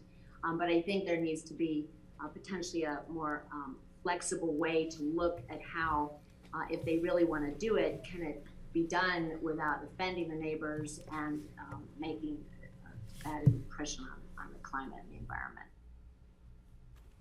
Okay, thank you. So Christy, in closing, do you have closing remarks or questions for the board? Yes. To what degree do you guys really predict that the recommendations will really influence policy? I mean, are you going to take the recommendations, or what if you don't like the recommendations? I mean, how is that going to work politically? Oh, we're gonna take 100% of everything you guys say, and we don't know what we're gonna do. The advisory committee will go to first their recommendations and thoughts, and we'll go to the Planning and Zoning Commission, and then Zoning Commission will vet through that, and then anything that bring it up to the BOCC level, to our level, and then we will look through it, digest it, see what code amendments we might want to initiate. So it's kind of the reason why we really wanted to create an advisory committee was to step outside of the planning and zoning process and the BOCC process and turn it into the community with a very broad spectrum, diverse demographic advisory group to bring back to us kind of a range of options, opportunities, and maybe some very, very, very clear code amendments that that would then need to go through the public process.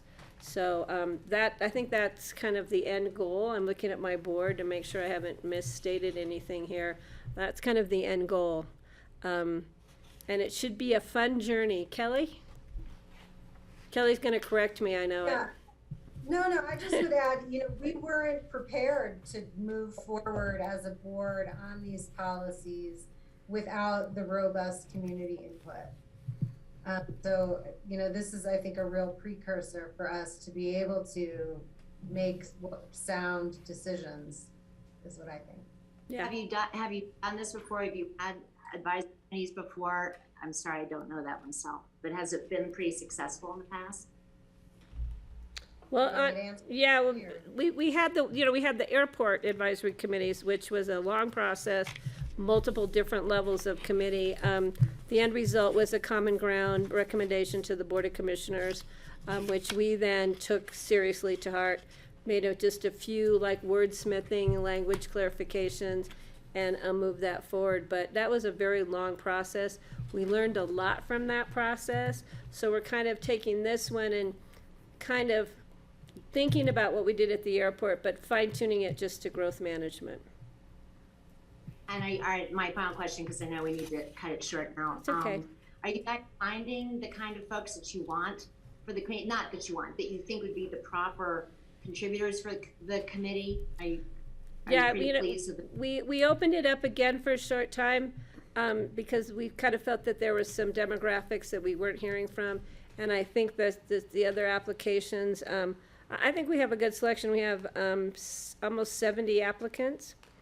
And we're going to choose anywhere in the mid-20s around. We haven't kind of set that number yet. But yeah, we've got, Francie said she'd like to have more women, so thank you ladies for being here. I kind of like the young kids on there because they're just a lot more fun to hang out with. So we're going to see. I think we've got some good choices here before us. Okay, great. Well, listen, thank you so much for your time. Thanks. It's nice to see you again. I don't think I've seen you since the Waldex. Didn't you do Steve Waldex? Didn't you do their gardening years back? No. We'll talk about it. I think, I remember you on the weed board though, because Steve and I were both on the weed board. Yeah, well, yes, I do remember that. Okay. All listen, right. Thank you so much. Thank you. Thank you. Thanks. Good luck. Thank you. So Jennifer, hi, welcome. Why don't you come on up here? Thank you for being here. Thank you for applying. We do really appreciate the time and energy that you and the applicants have all put in and the interest. So I'm going to give you some time. You already heard to open up your conversation and let us know why you'd like to be on this committee, and then I'll turn it to the board, and then I'll let you do some closing remarks. So the floor is yours. Okay, perfect. It's interesting. After listening through this, I kind of had a little bit of spiel I was going to say, but I was going to say I'm not an ideologist, but I think I am a little bit. I think I'm an environmentalist. Not that that's necessarily ideology. It's more science-based, but I think I probably have a lilt in that direction. I've been in the community for 30 years. And have worked my way through everything, through employee housing, through free market up and down Valley, and I'm currently a homeowner in Aspen. I'm the business manager, finance, operations person for Forum Phi, and it's interesting too that even though it was when I was trying to pick why are you applying, or what part of the community are you a part of, I recognize that I'm a part of the development community, but not development-minded. So it's an interesting juxtaposition because I live in a small home. I love my small home. I'm doing the best to maintain my small home for the rest of the future, so someone else can't put a 15,000 square foot house in there. So I think that I'm here because I want to be a part of the solution. And I think that honestly, what you guys have done is pretty phenomenal. When you look at other communities, you look at Telluride, you look at Vail. I'm an Aspen success story. I moved here with nothing, paid my way through school, was a single mom, lived in employee housing, was able to buy free market, and all of that came from the support that I was given in this community, and I just want to support others to do the same. Great way to open. I'm going to look at the board. Greg, please. Great, thanks for coming in. This is really great. It's great to meet you. Yeah, I appreciate everything you said. Speaking with Christy, I would have kept going with just a little bit about, she's saying, well, are you really going to listen to what we have to say? And I think it strictly is an advisory board, but certainly there's a purpose for it. And if you don't know about all the other advisory boards we have many, and I think we spend a lot of time hearing what they have to say and contemplating it. One of the concerns I have about this board is that we're trying to keep it short, in a short time frame. 6 months, I'm guessing it's going to take more than 6 months just to get up to speed and to understand the complexities of the issues we're looking at. Almost any one of these things you could take apart and realize, what are the climate impacts of a larger house versus a smaller house, depending on, there's so many issues. And of course, it's going to be a pretty robust conversation. So it's great to have somebody with your experience here and your perspective applying. I guess, given your perspective here, what do you think the community is going to look like in 10 or 20 years? And, given our history and what we've done so far, how do you see us succeeding? What do I think it's going to look like, or what do I hope it's going to look like? Yes. Yes to both. I don't know. I think we live in an exceptional place, not just environmentally and I mean, I could go on and on. There's nothing bad to say about Aspen, quite honestly. But I hope that there are more people like me who are able to move here with nothing and start at Paradise Bakery and work themselves into a home that they love and enjoy, and they continue to support the community in the way that I'm hoping I'm going to get to support it. I look at my employees and go, what are they going to do? With everybody moving in, with the prices, the way they're escalating, and I think that of course, we have to look at all the different sides, and I think I'm uniquely suited for this because of my business background and my ability to look out to what I want my company to be 20 years in the future and then take baby steps back to how we get there. I hope in 20 years Aspen is a natural paradise. I hope that we're not dotted with 1 million people in 1,015,000 square foot homes. I hope that my son, who is 21, can afford to move back here and live here and have a home of his own, and I could raise my grandchildren here. That's what I hope for. And we are simple people making complex decisions, and I understand that. There are a lot of different perspectives that we have to take into consideration, and I understand, we don't want to limit somebody's development potential necessarily, but what is necessary? And I think that Aspen is going to maintain its draw to everyone in the world, especially as the climate degrades the way we anticipate it's going to, regardless of whether you can build 15,000 square feet or 5. Thanks. Francie? I do have my children living here in the valley, and 2 of them married into people who already had property here, so that made it a little bit easier for them. But we all live in mixed households of one kind or another. Like my one son bought property with me, and we built houses together. One of my sons lives with his wife's family, and the other one lives with his wife's family in separate houses, but on the same properties, and so that's how we make it work. And my daughter hasn't quite figured out how to make that work, so she lives in Avon. But so it is possible, but not in the traditional everybody has their own home and 5 acres kind of way. Right. Yet I hope that we move towards more affordability for the next generation and the next after that. I have a granddaughter who's 21 now, so she's next. And so I definitely share that with you, and I know that it's some phenomenal number, like 80% of the Aspen residents live in some kind of supported housing facility. And that is, I think, the way it's gonna have to be for it to happen. And by the way, that's a miraculous thing. When you look It at other is. communities, like I spoke about Telluride or Vail or Jackson, nobody has the opportunity that we have. And I'm very fortunate. I lived in employee housing for 10 years and stashed away cash and worked my tail off in order to be able to buy free market.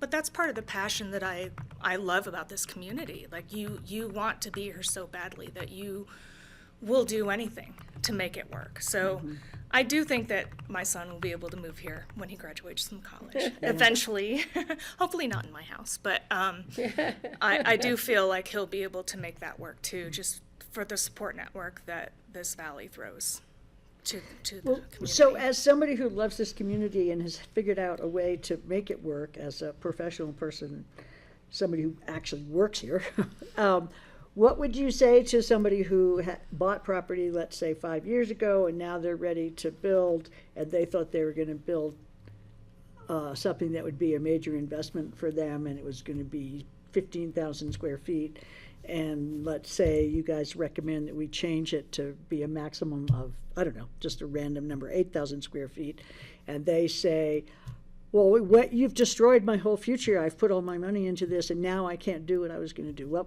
would you say to them if they came to you? If you were us and they came to you and said, how can you do this to me, you know? I think you can define value differently.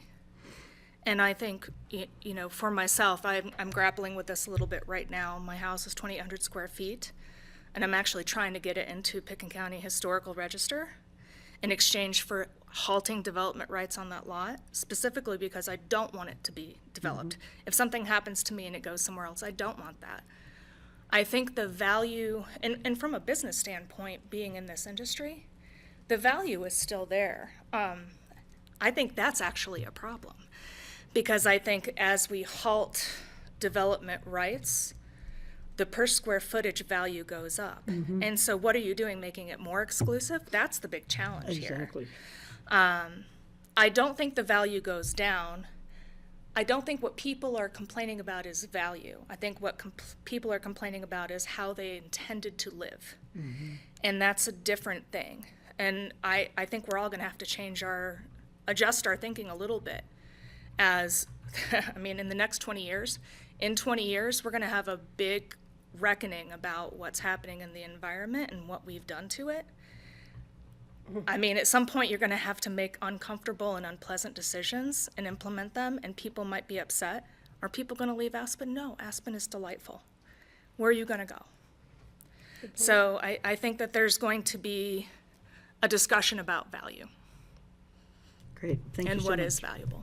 Okay, in moving forward with questions from the board, I've asked the board to try and keep your questions a little, I mean, it's great stories being shared, but we still have quite a number of people to interview. So, Steve, did you have anything, or?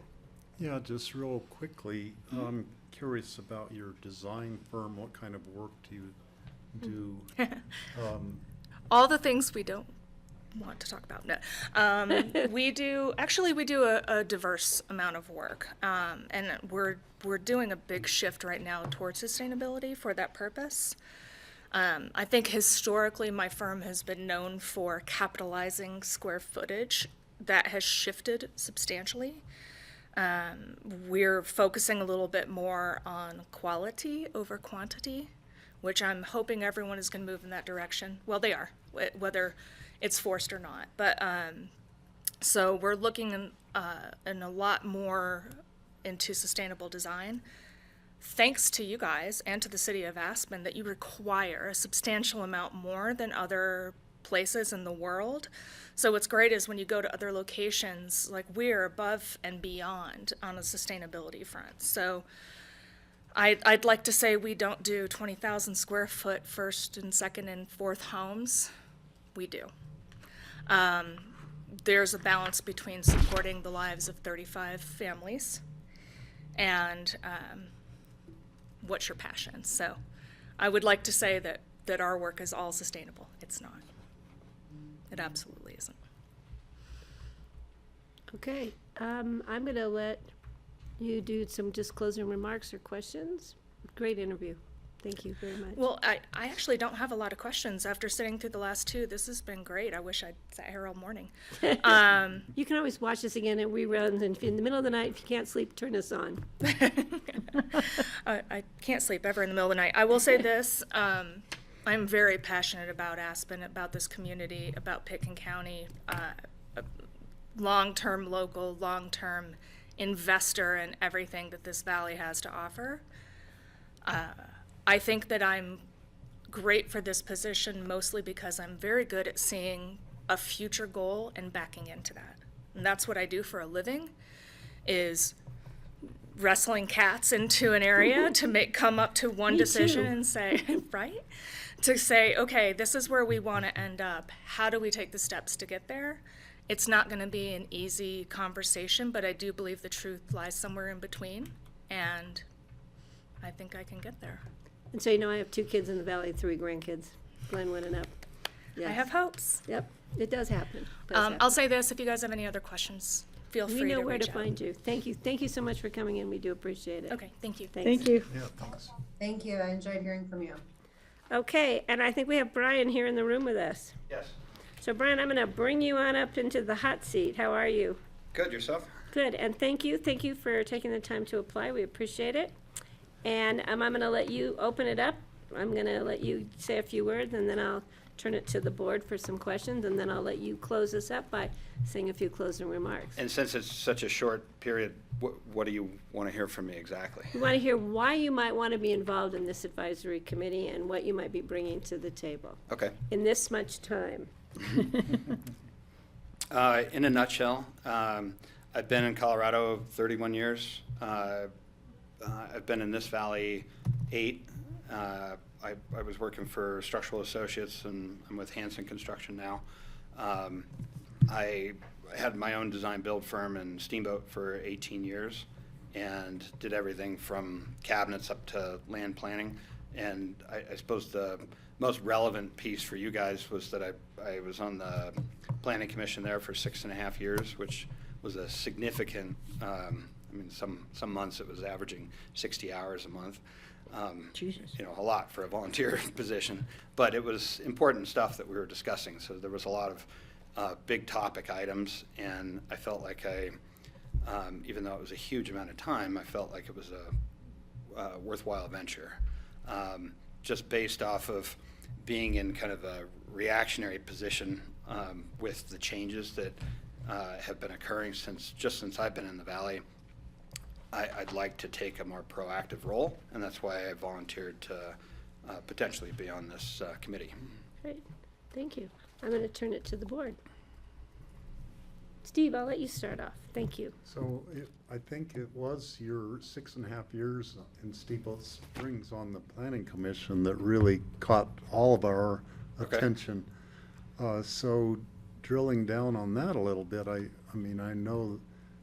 think the planning and zoning members are the unsung heroes in a community because of the hours they put in and the really dealing with weighty topics. Thank you for saying that. So could you talk a little bit more about that experience and how you think that would help on this committee? Yeah, I'd say a great example was I went to a planning commission hearing, and they had some very well-intentioned members on the commission at the time, but it was going past midnight. And I think I was there for 5.5 hours, and finally it was like, okay, I'm done. I got to go home. But what was happening was you had a lot of people that were either uneducated to what the actual code was saying, or they were pushing their own personal agenda, but there wasn't anything codified to back that up.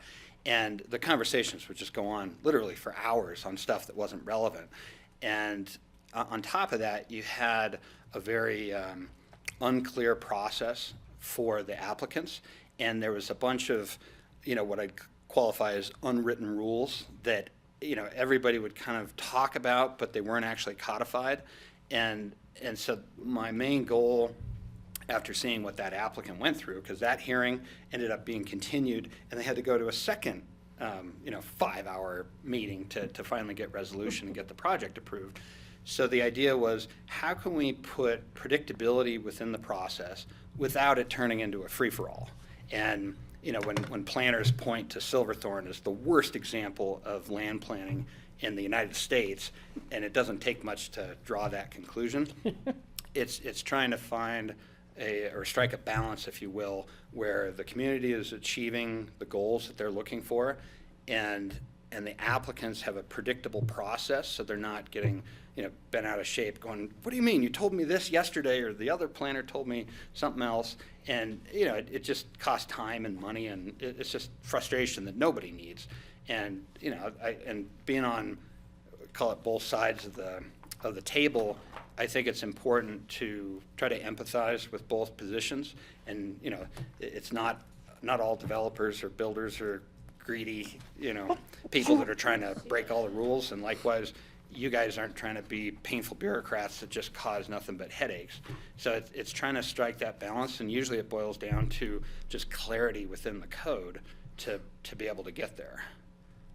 So I felt like there was a few pieces that I had to fight tooth and nail for, but was successful in getting implemented. It took years, but we finally got there with the idea that it created a level of predictability to the process, so it wasn't so haphazard, or it didn't feel like a horse trading game where, well, you gave this applicant that 2 months ago, why are you making me do this?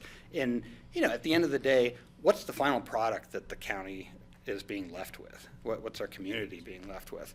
And some of that horse trading, when viewed in the passage of time, 5 years, 10 years from now, did it really make a difference that they paid a little more money, or you gave this person a deal, when you look at what the finished product is?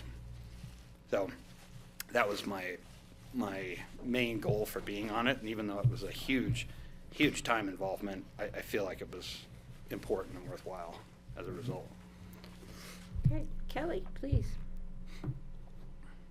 She's online. Kelly's online. To meet you. Yeah, sorry I couldn't be there in person today.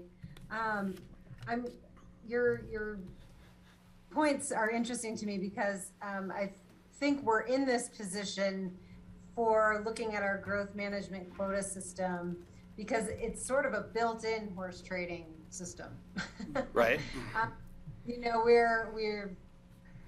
The intention was to set up a competition so we got the best for the county, and we're finding that that program is not delivering what it did in the past.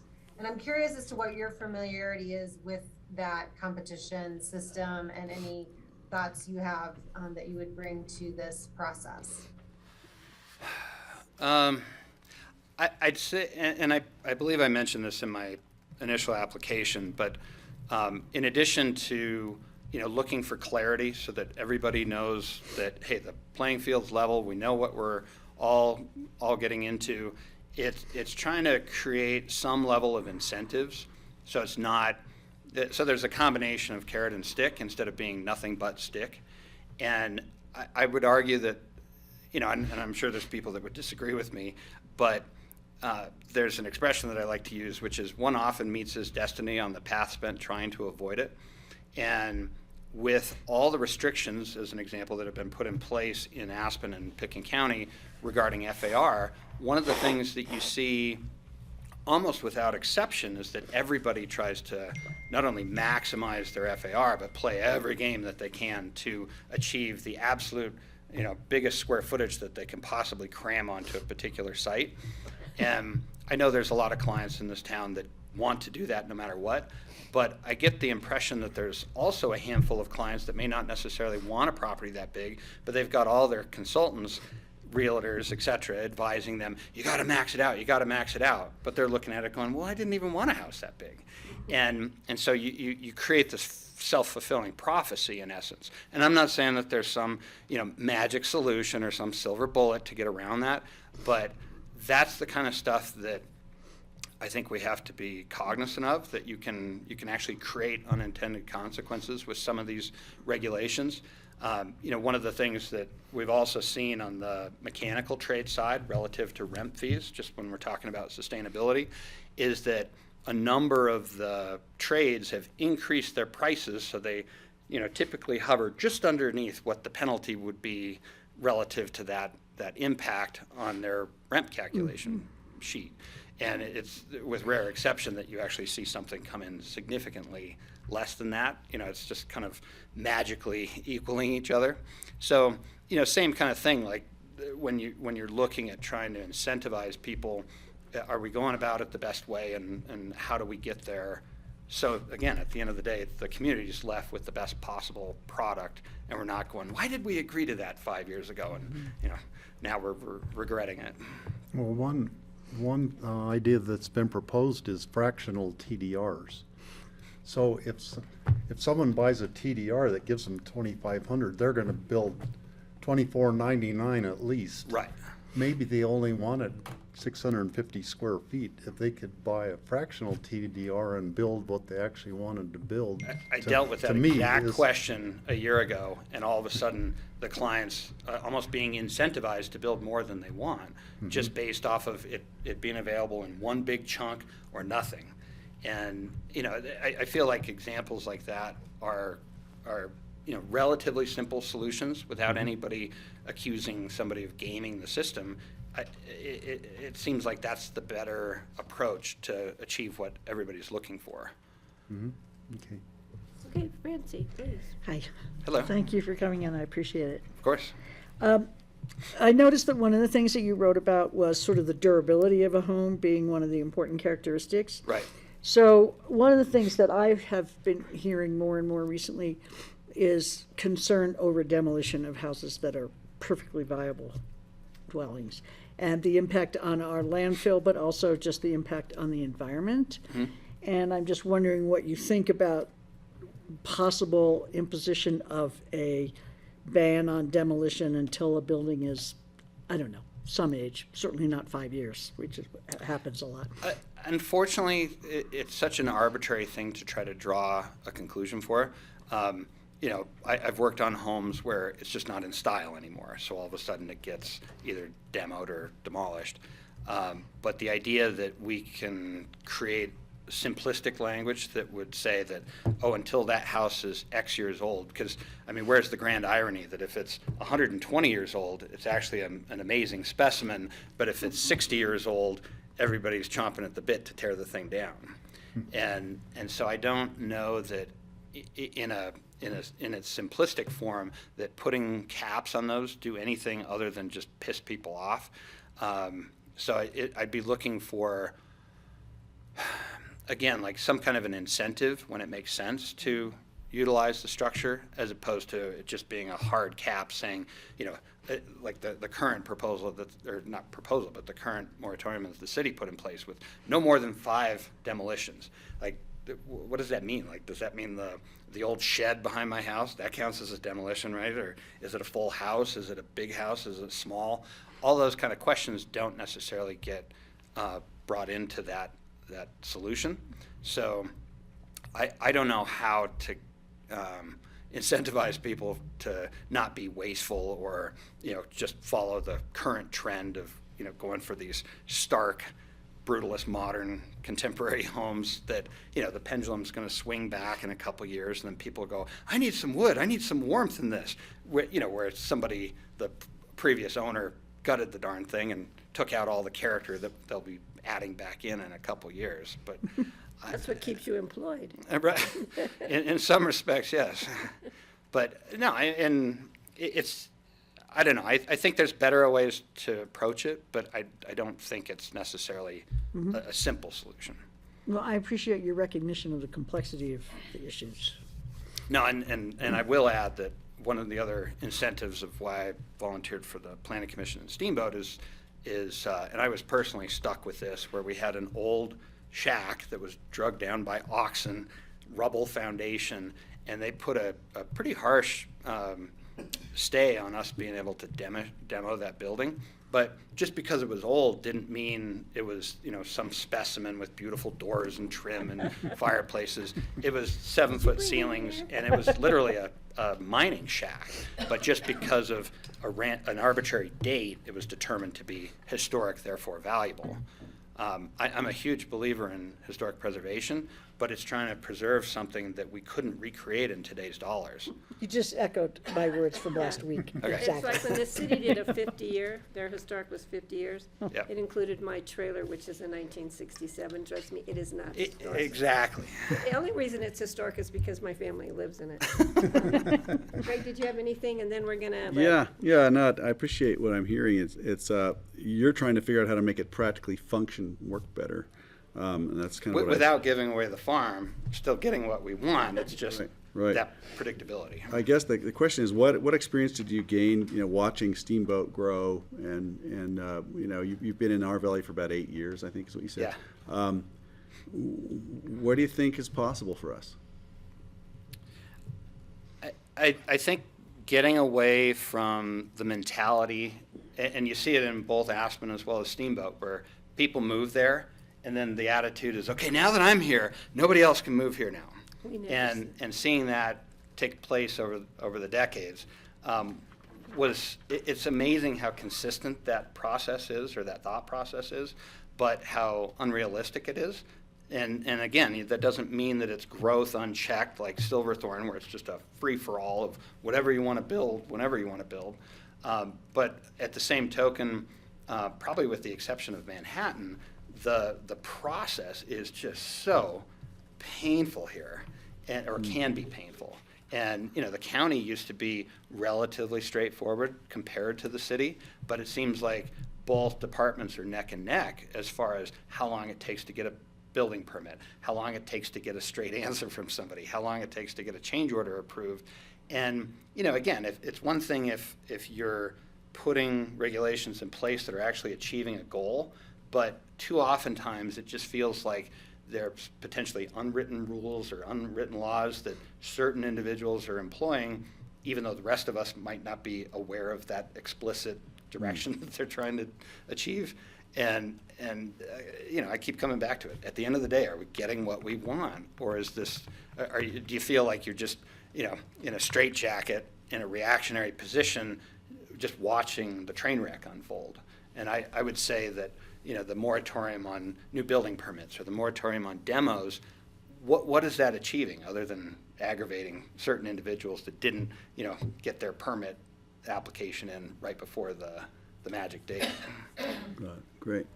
Hey, Thank you. I'm gonna let you do a few closing comments or questions you might have for the board. I don't know. I'd say the biggest thing is making sure that the committee, this is more of a request than anything, that the committee has clear direction of where you guys are aiming to achieve. Because the last thing I'd want to do, and I've been in this situation before, is you pour your heart out trying to be helpful in the committee, and everybody works for months and months and months. You prepare a recommendation, and then the presiding body looks at it and goes, well, that's not what we had in mind, and the whole thing just gets tossed. And it's so frustrating to watch that amount of effort be just tossed out without any consideration. So it's trying to make sure that the committee has enough direction from you guys that they're not heading down some random tangent that has no interest for you guys. And I'm not sure, like based off of the list that I saw that you guys were trying to fill relative to the type of slots, I would just want to make sure that there's a breadth of voices so that you get something that actually represents the community and not a select portion, and in the meantime pisses off the other 75% where they don't feel like they That's what have we're trying to do now. a voice. Yeah. Do that to the other 75%. Good Definitely advice. what we're trying to do. We do that often enough, we don't need to. Right, try and- right. No, and I realize you can't make everybody happy, but Yeah. I wouldn't want this to feel like it was kind of gamed from the start, that there was a predetermined outcome, and then you just had to fill in the blanks. Right, no, and we're trying to do both, give the committee clear direction without looking like it's predetermined where the end result we want. We're not picking, I don't believe that we're gonna pick committee members who are gonna tell us what we wanna hear. We wanna hear what they have to say. Right. Yeah. And so, yeah, so I thank you, and I appreciate the time. I spent some years on the county planning and zoning, at least they fed us at about 6 o'clock, but we were there some nights really late in a very small room in the old courthouse, very Right. small room. So we are going to hopefully, no, I got that word, I got to throw hopefully out of my vocabulary. We are going to make a decision next Tuesday and be letting everyone know. And again, our thanks for applying. We really appreciate it. Okay, and just the last thing I'd add is that, I was in Steamboat for all those years, 23 years, and been here going on 8, and I don't see myself leaving the Valley anytime soon. So I unfortunately live in Willett, so I can't volunteer for a lot of the potential positions in Aspen and Picken County, but I thought this would be a reasonable opportunity to try to do just that. So I have some involvement and able to help in some way. Well, I've been dealing with Steamboat Springs as a member of Northwest Colorado Council of Governments, and now Routt County just got to be one of our now 5, now 6 counties. Okay. So now I've been dealing with the Routt County BOCC, which has been fun. Good. So, yeah, appreciate it. Thank you so much. Thank Yeah, you. Thank thanks, you guys. very much. And we do have a pretty good cross-section of all the different sectors. So We're working on that, Yeah. definitely. Okay. All right. Thanks, guys. Thank you. So next we have Barb Pitchford. Thank you, Barb. Why don't you come on up and take a seat here with us? Thank you, thank you, thank you. And it's nice to see you. Good to see you, Patty. And we do appreciate your interest and your diversity. Well, coming I'm here. listening to him going, why am I here? He knows so much. Well, we have a broad range He of who we does. want on this I could have committee. listened to him for another half hour. I know. Yeah. Yeah, so I'm gonna let you do the same. Hi, Charlie. I'm gonna let you do the same, let you do a few words of introducing yourself and why you want to be on the committee. I'll open it to the board, and then we'll bring it back for you to do some closing remarks. I read all your names, and I think I probably met some of you at some point in time. So, sorry, I have laryngitis. I have 5 grandchildren in town, and I seem to be on recess duty most of the time, so I've lost my voice. So sorry about that. And you, if anyone knows recess I duty, know. you know I recess just can't duty. find my whistle. Did you really have a whistle? Yeah. Okay. All the time. Yeah. My name is Barb Pitchford. I've lived in Aspen since 1975. I've been an educator in the school district for almost 30 years at all 3 schools. And I've been an educator after I retired. I was a consultant in educational leadership for the next 16 years. And I just retired reluctantly a couple of years ago. And I'm rediscovering my community. Because when you're an administrator in the school district, you really know your community. You do a lot of parent-teacher conferences over the tomatoes, and, you make kids stop running up and down the aisles at the movies theater. And so you're very much a part of the community. And then when I started consulting, I traveled a lot. So there was about 15 years where I wasn't here very much. I was here on weekends. I'm rediscovering, and I'm getting involved. I'm also recently appointed to HPC for the city. And the reason, she's the reason I'm sitting here. But the reason that I applied to be on HPC as well as this committee is that as you all know, because you're long timers too, our town and our community and our valley has changed radically. Sometimes for the better, sometimes not. Change and growth is a natural part of the process. However, I think we've kind of gone off the rails in some areas. And a lot of us old timers, and you guys can understand this, and sometimes when you get together, there's a lot of gnashing of teeth and bemoaning and anger and disappointment. And I thought, I'm not a person who really likes to sit and be audience to that complaining. I'm more of a problem solver. So I thought, what can I do? And at times, I feel like there's probably nothing I can do, but I can try. So I come to you not as anybody who knows anything about land use codes. I'm learning a lot on HPZ about zoning and building codes. I know a little bit about land use codes. So I guess I come to you more from a holistic perspective about culture and and I'm also very concerned about the environment and the way, I keep my horses on Cypress Mountain Ranch, and I have since 1980, 2008. And the Fender property, Soapers Mountain Ranch, is a 2,000-acre ranch at the bottom of Soapers Mountain on West Soapers Creek Road. And I've been riding there for 35 years or something like that. Played polocross for years, but the Fender property borders it, was sold. There is the most ginormous, I can't even call it a mansion. I actually think it's more like a castle or something that is being built on the Fender property. And every time I go up Soapers Mountain, and I'm in this pristine, and I'm very much an environmentalist and a naturalist, and I love being out there riding my horse up the mountain, and then I look over there and went, how did that happen? The consumption of energy, it's not just one building. There's many buildings out there, and the construction. And so when I read this, I called Patty and went, should I do this? I know nothing. I'm a good learner. I study. I like to learn. And she said yes. And so that's why I'm here. I drug her here. I'm just going to ask her a question real quick. Sure, you go first. You mentioned to me the term fractured community. You said you felt the community was fractured, and what can we as a community do to try and heal that? So do you have any thoughts on that? I wish I had a solution. I think we all need to try harder. I was talking to Suzanne Caskey a while, and you know when you start talking to Suzanne Caskey, you're talking a lot longer than you usually do. But anyway, she had And you this learn a idea. lot. I love her. I mean, I've known her, had a kid, and everything in school, but she started talking, and Roger Merle, of course, I had him in school. I am 153 years old, but anyway, we've been talking to them. It's maybe it starts small.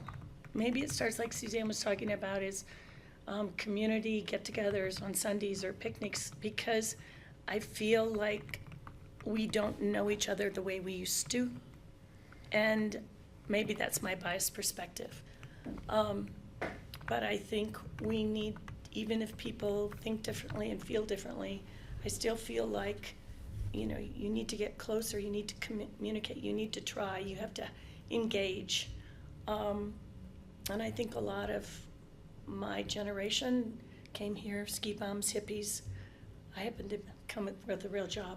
But we've kind of just retreated into our own little neighborhoods. And I think we need to step out and reach out in whatever way we can. Great, thank you. So Francie, and then I think Greg. Hi, Barb. Assuming by ELC, you mean the Early Learning Center? Hey, what, I'm saying You said that you had been at the Aspen School District, Wildwood, and ELC. Is that the Early Learning Center? ELC? I started.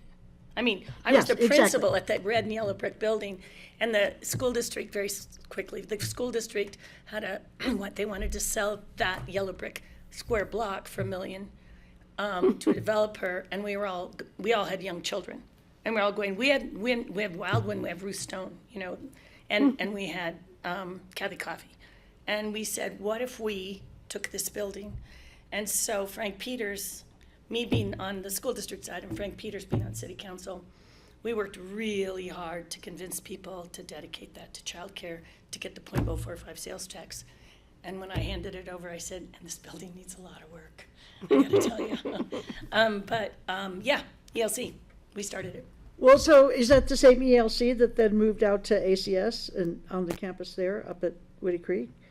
No. No. Because that was The called the ELC Early is still Learning. there. The Early Learning Center is still at the. It's at the is Yellow one of the Brick child care providers at the Yellow Brick. It's a provider.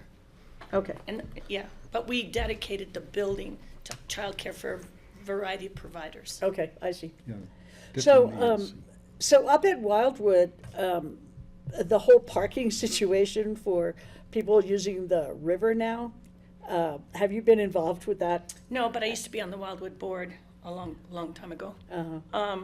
No, but my grandchildren go there now. It's a mess. It's always been a mess. Well, because that situation up where the parking is at Wildwood is such an example of what has happened in the county with the proliferation of people who came here during the pandemic, and now all of our open spaces are just not so open anymore.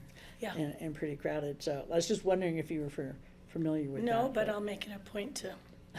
Go hang out up there drop with a the kid or two grandkids. off out there. If you just go up there any day in the summer, you'll be shocked at the number of people that are putting onto the river there. And It used to be, in the good old days, June, nobody went there because it was in a floodplain. So everything was shut down there. It was a lovely time. To float. yeah. Okay, great. Well, anyway, Oh, thank you have- so much for volunteering to be on this. Yeah, Barb, thanks for coming in. Really appreciate it. And I just want to say, we've had construction and development professionals come in here who have a lot of knowledge about the land use, the building codes, and clearly they've run up with some frustrations about. I don't think I keep looking at this and thinking, well, this is the Growth Advisory Committee application we're talking about here. We're trying to reach out to the community to find out what we want to do with our lives when we grow up, or where we want to be in 10 or 20 years. And that's what I want to hear about from you. I think that everybody who's making money on it is concerned about what could possibly happen to their livelihoods, and I understand that. But I think the reason I really believe in this committee and where it's going is, what is it going to do for our quality of life? Where's our quality of life headed? That's why I'm here. And so that's what I think I heard you saying, why you're here. So I'd love to hear more about, where do you see our population being in 10 or 20 or 30 years? Where do you see our community growing? What directions, if any? Have you thought about, what do you think it's going to take to maintain what you've known here all those years? Yeah, it's a wonderful community. I am grateful that I've raised my children here and had my career here. That's a really hard question. One of the things I did is I read the Aspen Area Community Plan, all 141 pages of it, and I thought it was beautifully written. I thought it was amazing. And I looked at when it was published, which was 2012, which means it was probably written in 2010 with many iterations. And I went, oh my God, if only we had followed it, we wouldn't be here.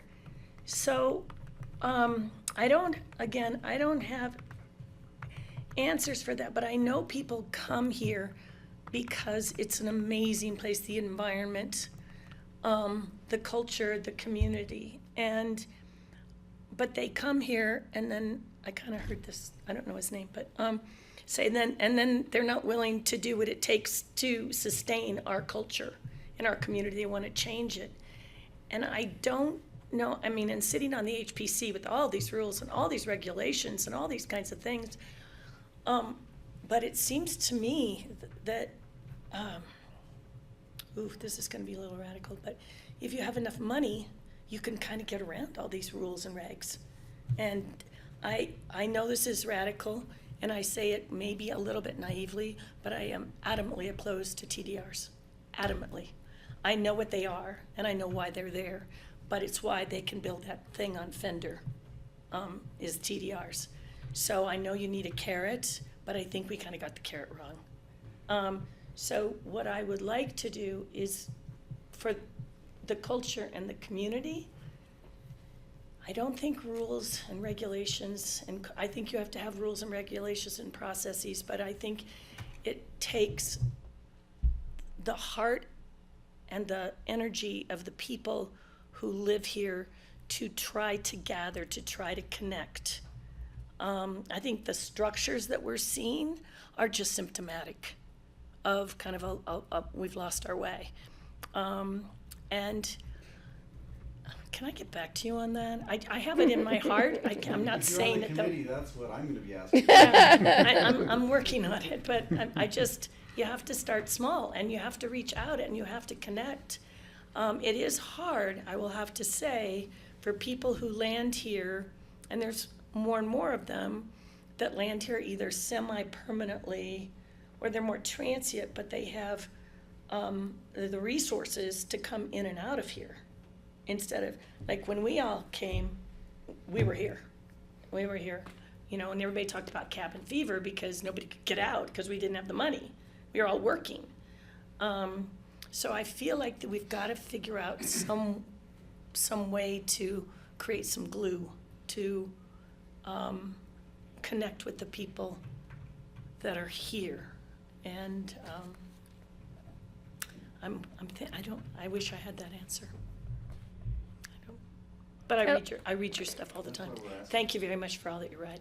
Kelly's not only got her hand out, she's got a big grin on her face. No, not really. Who is it? Oh, And sorry. gosh, thanks She's- for your legacy of work, because I have kids at both Wildwood and the ELC, and I'm so grateful for both of those schools, so thank you.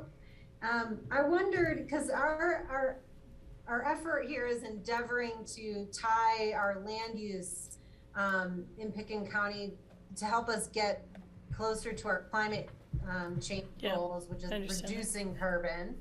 And I'm just curious as to what your thoughts are about that, or your connection to the climate change issue. I'm very concerned about the climate change issue. More from my grandchildren and their generation.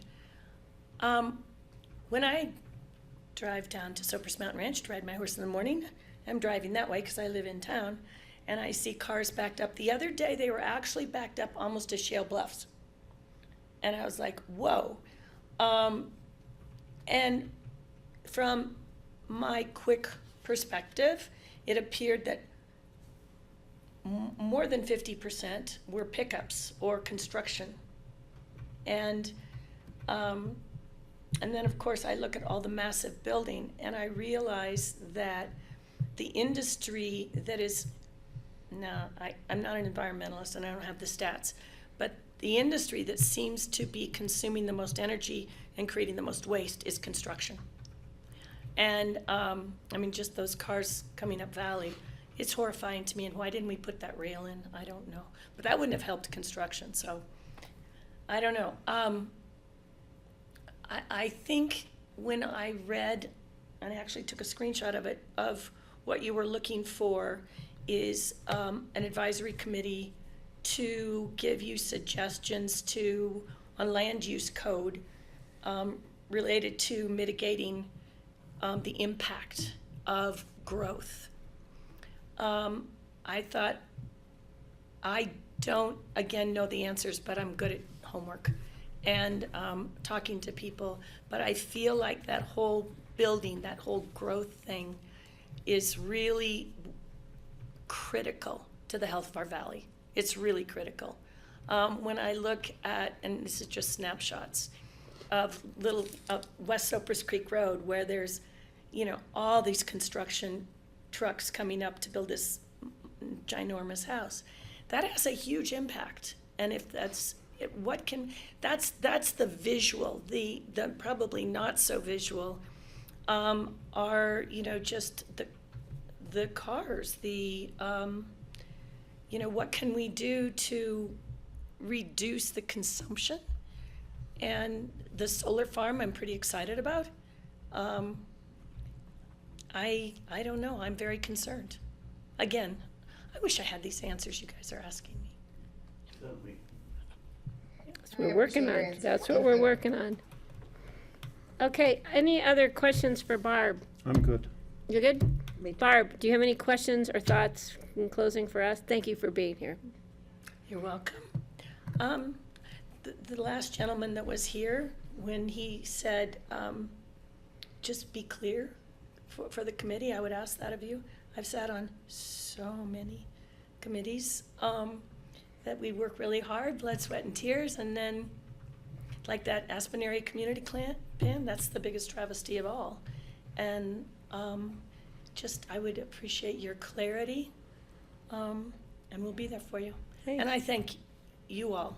This is not, and as well as the city council, more and more, the older I get and the more I have time to look at what's going on, for all those city council and county commissioners, I thank you. This is a lot of work. It's a good thing you're paid well. And in closing, I have to disclose, my son, his first year of kindergarten was in Barb's office every day. There's some young men in this town I know very well. And his second year of kindergarten, she never saw him. So she survived him and he survived her. She must And have I scared thank you the for that. daylights out of him. I don't know. No, he kept going back. I think he had a crush, so he'd get in trouble just so he could go see Barb. Yeah, they're pretty cute. Anyway. All right, I thank was you, an Barb. educator at the other I end know of the you- valley. You understand? Yes, I do. Yes, Thank you. thank you. For coming. Okay, now we have Mr. Eckert. Charlie, come on up, please. It's so nice to see you. I haven't seen you, I don't think, in a while. It's been a while. For all of you, Greg. Hey, Becky, Charlie. Steve. Francie, we haven't met yet. Yeah. Kelly, Hi. we? So I'm gonna just give you a real quick. Yeah. I'm gonna let you do some opening comments, why you wanna be on this committee, anything you might wanna share, and then I'll turn it to the board, and then I'll let you do a little closing. And then next Tuesday, we're gonna be making our final decisions. Brooke's Okay. listening to me, so. Okay, so the floor is yours. Well, I've moved out of Aspen finally after 27 years and moved down to Willits, which doesn't quite put me out of the running yet because I work in Pickens County. I work for KA Design Works as an architect. And I actually have just recently joined the Basalt Green Team down there to help with that. I was a board member back when I worked for CORE and was helping Basalt with some of their regulations and policies too. So my background's in architecture. I became a licensed architect for Colorado in '95 and worked through numerous firms here in town and now down Valley. And in '08, I had a sidestep after the recession and became a licensed building analyst and HERS rater. I set up my own weatherization and building analyst company. And then, I don't know, 6 years ago, I moved back into architecture.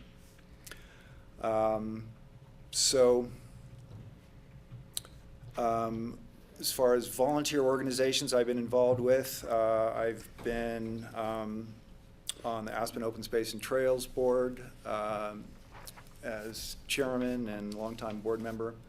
I helped with the Entrance to Aspen project. That was my baby that I brought to council and worked over the years to get that off the ground. I'm one of the founding board members of Roaring Fork Mountain Bike Association and work with our board about developing the best trail network system we can in the valley. And as far as getting on the growth advisory board, I feel like I can help bring a lot to the table. My background is in the building sector and energy efficiency. When I was with CORE, Mona Newton and I worked with Brian Paul to help develop Pickens County's new energy code. That was over a period of a year or so with Brian. And I've been here long enough now that I've seen particularly the Upper Valley change drastically, as we all have. And I think we are all feeling the pinch. I want to be part of a solution here to help mitigate that the best we can in a reasonable and sensible fashion. I'm familiar with the code. I currently am working on 3 projects within Pickens County and going through all that. And I think that's the big nutshell of my life currently. So. Great, thank you. I'm gonna open it to the board. Do I have any hands Sure, here? I'll Yeah, go. Francie, please. So when you talk about how the changes in Up Valley have been astronomical and that we're in a sort of we're pretty spotlighted here in Aspen. And so, we could be the leaders in how to develop responsibly and sustainably. What kinds of steps do you see us taking so that we can live up to that image of us as setting a standard? Well, I think the underlying issue here that we all have a sense of is the sort of the immediate degradation of our quality of life. And that plays out in many different ways, whether it's trying to find a parking spot at city markets or waiting in a long gondola line or trail impacts or traffic jams as we see them constantly now. And those circumstances, I think you would all agree, are worsening on on a year-by-year basis. And the stats are staggering. So I think we need to find ways to consider and draw some lines. And the GMQS is a way of doing that. That's a very tangible way to control just the volume of things, as the previous applicant was talking about, just the sheer amount of construction in the town does have huge impacts. But there's other ways too, less tangible things of additional environmental regulation to make it more stringent and less impactful on the environment to develop a home or a business off the ground or remodeling. So I feel like I'm familiar with a number of different tools to help do that. And so the question is to find that balance that people are comfortable with and not feeling singled out and put out just by overregulation. Do you mind if I follow up? No, go ahead, but just. So the problems that you described, the first 5 problems that you described, are a symptom of too many people. You know, lift lines and traffic, and that seems to me a symptom of too many people. So if we tighten our environmental requirements for buildings and we give out less square footage, I don't see how that's going to control how many people are coming here. It's going to control the quality of our structures and maybe our carbon footprint, but how will that solve those other problems of transportation and lift lines and parking lots full at every trailhead, which I consider, we feel it everywhere. All over the world, people feel too many people. So how would our building codes and land use codes help us ameliorate those problems of overpopulation? Well, that I think has a direct relationship just by the amount of construction traffic coming in, that was just brought up earlier. It's grown. I mean, it's noticeably more each year, but getting down to the more peripheral impacts,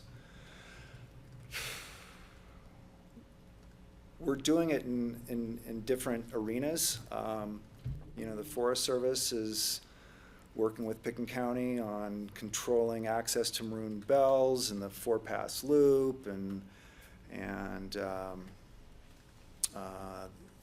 the hot springs up there, Conundrum. Those are first steps, and those kind of methods, I hate to say it, those management methods have to sort of branch out more. We all hate them, but at the same time, they're effective. I mean, another example is Moab. Look at what Moab used to be. It was free for the taking. You could go anywhere and do anything.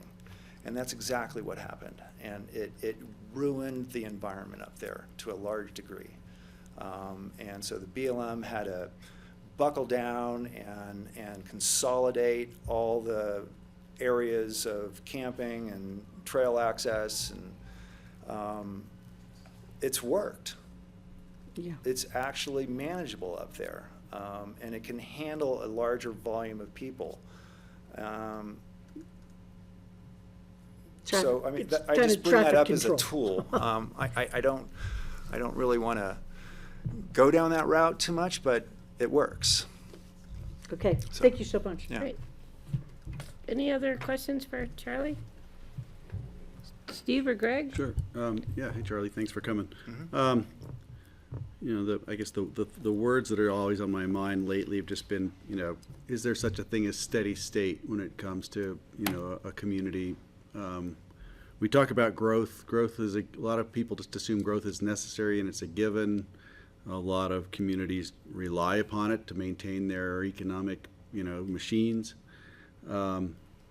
and some embrace it. You look at the growth rates of our community versus others surrounding us, and it's pretty remarkable difference. I think we have a 60-year doubling, and Garfield has a 6-year doubling. And I guess my question then is do you think it's even possible? This is a growth advisory committee, so whether it almost doesn't matter to me that you know about building or building codes as much as, what do you think culturally we can accomplish, and do you think we can hold on to some of what you and I and the rest of us all know what is so special about this place, and how do we quantify it, and then how do we try to keep it going, keep it going without growing too fast or too large? Yeah, no, I think about that a lot. It's making a sustainable economic development policy, or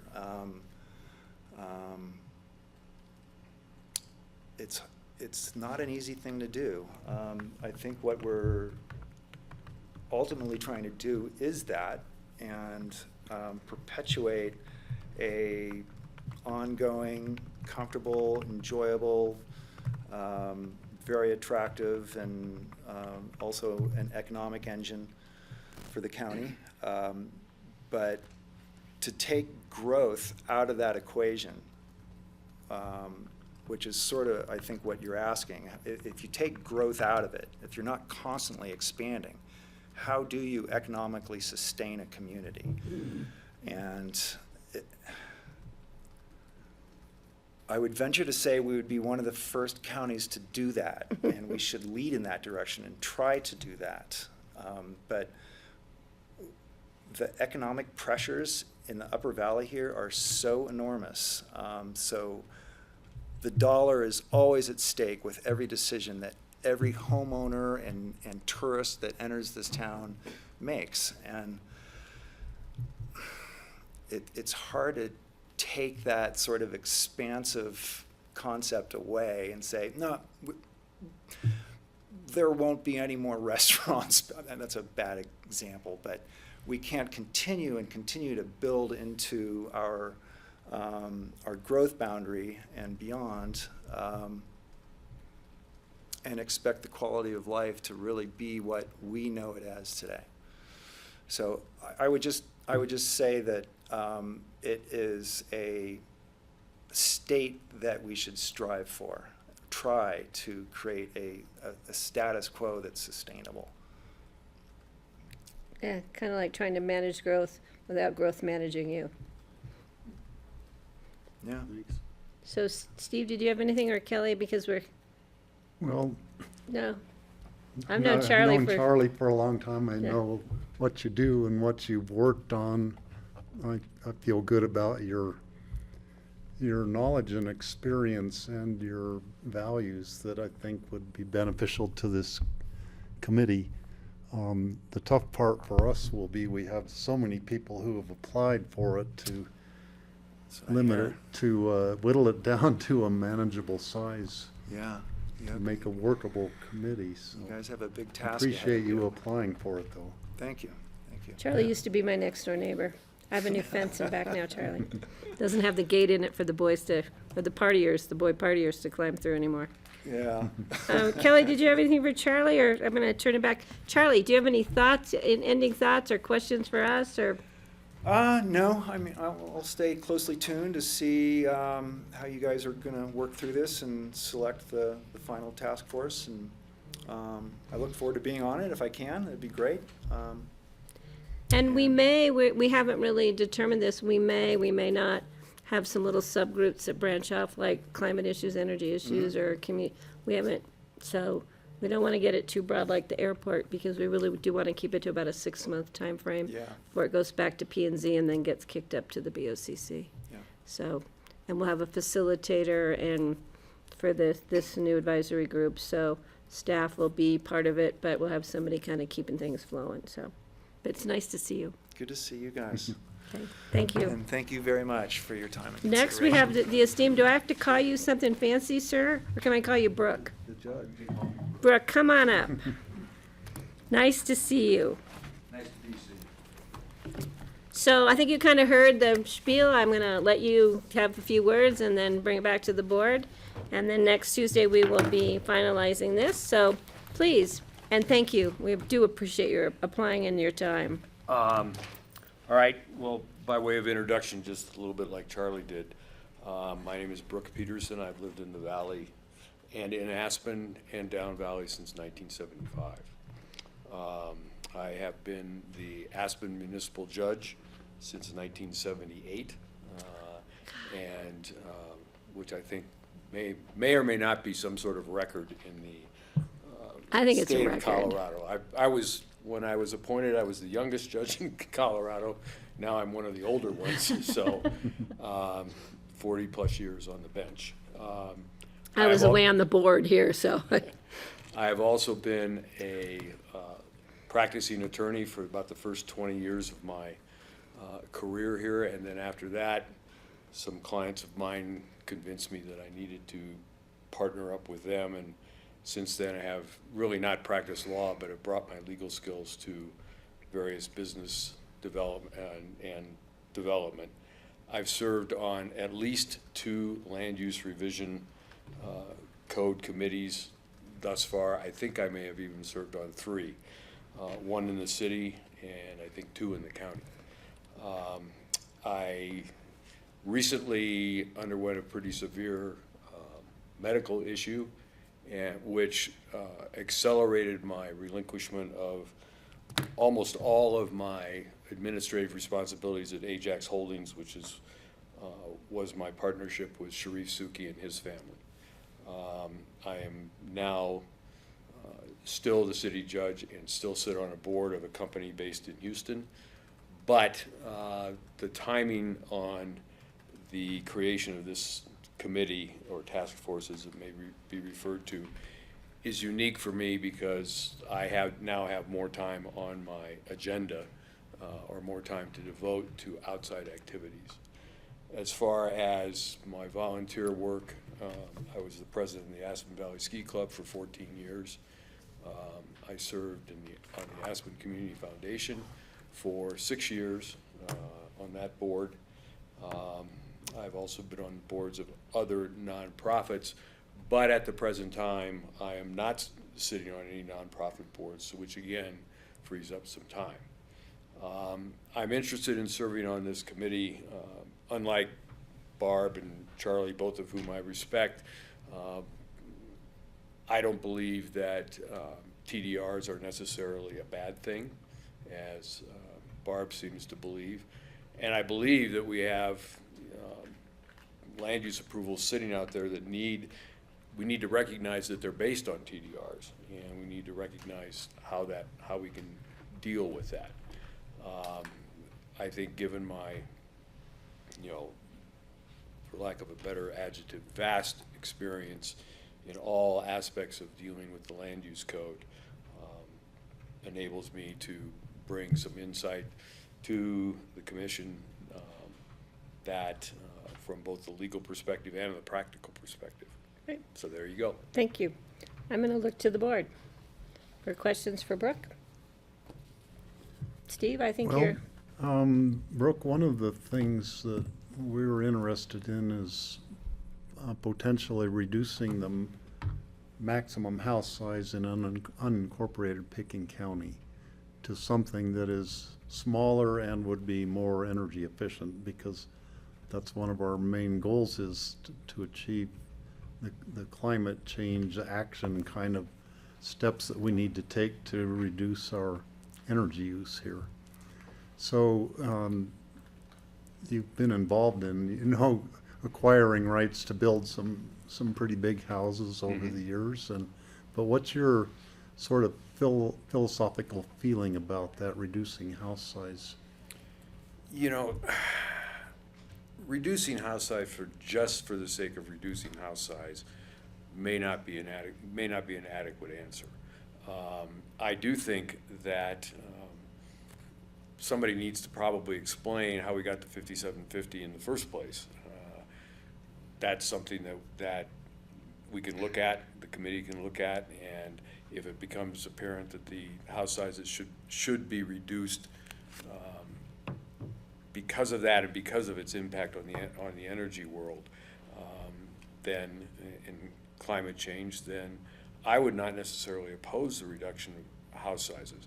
However, I have to say that there are a lot of families that, unfortunately, not unfortunately, but a lot of families who who view their homes in Aspen as family centers, not just for the core family, but for the outside family, their kids and their grandkids. You know, my experience at Aspen Valley Ranch is that most of those houses out there, the ones that have been sold especially, have been sold to people who view them as, for lack of, they're not a family compound, but the house is big enough to accommodate themselves and their children and their grandchildren.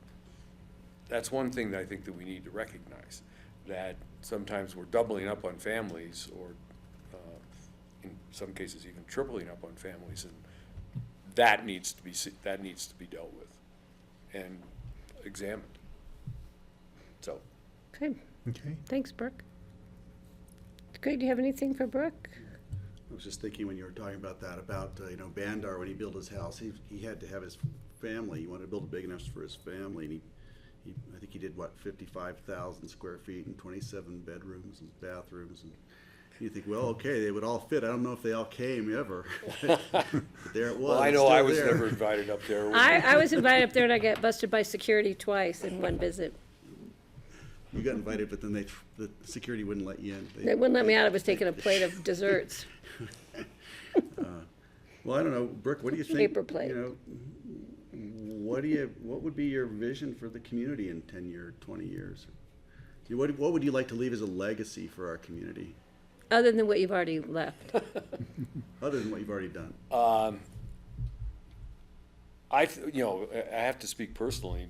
I want to leave a legacy of involvement and a legacy of, a career. I view my service as the judge as one very large aspect of the community service that I've done. It's monetarily not terribly remunerative, but I feel that it is community service. I believe serving on these committees, I am hamstrung by a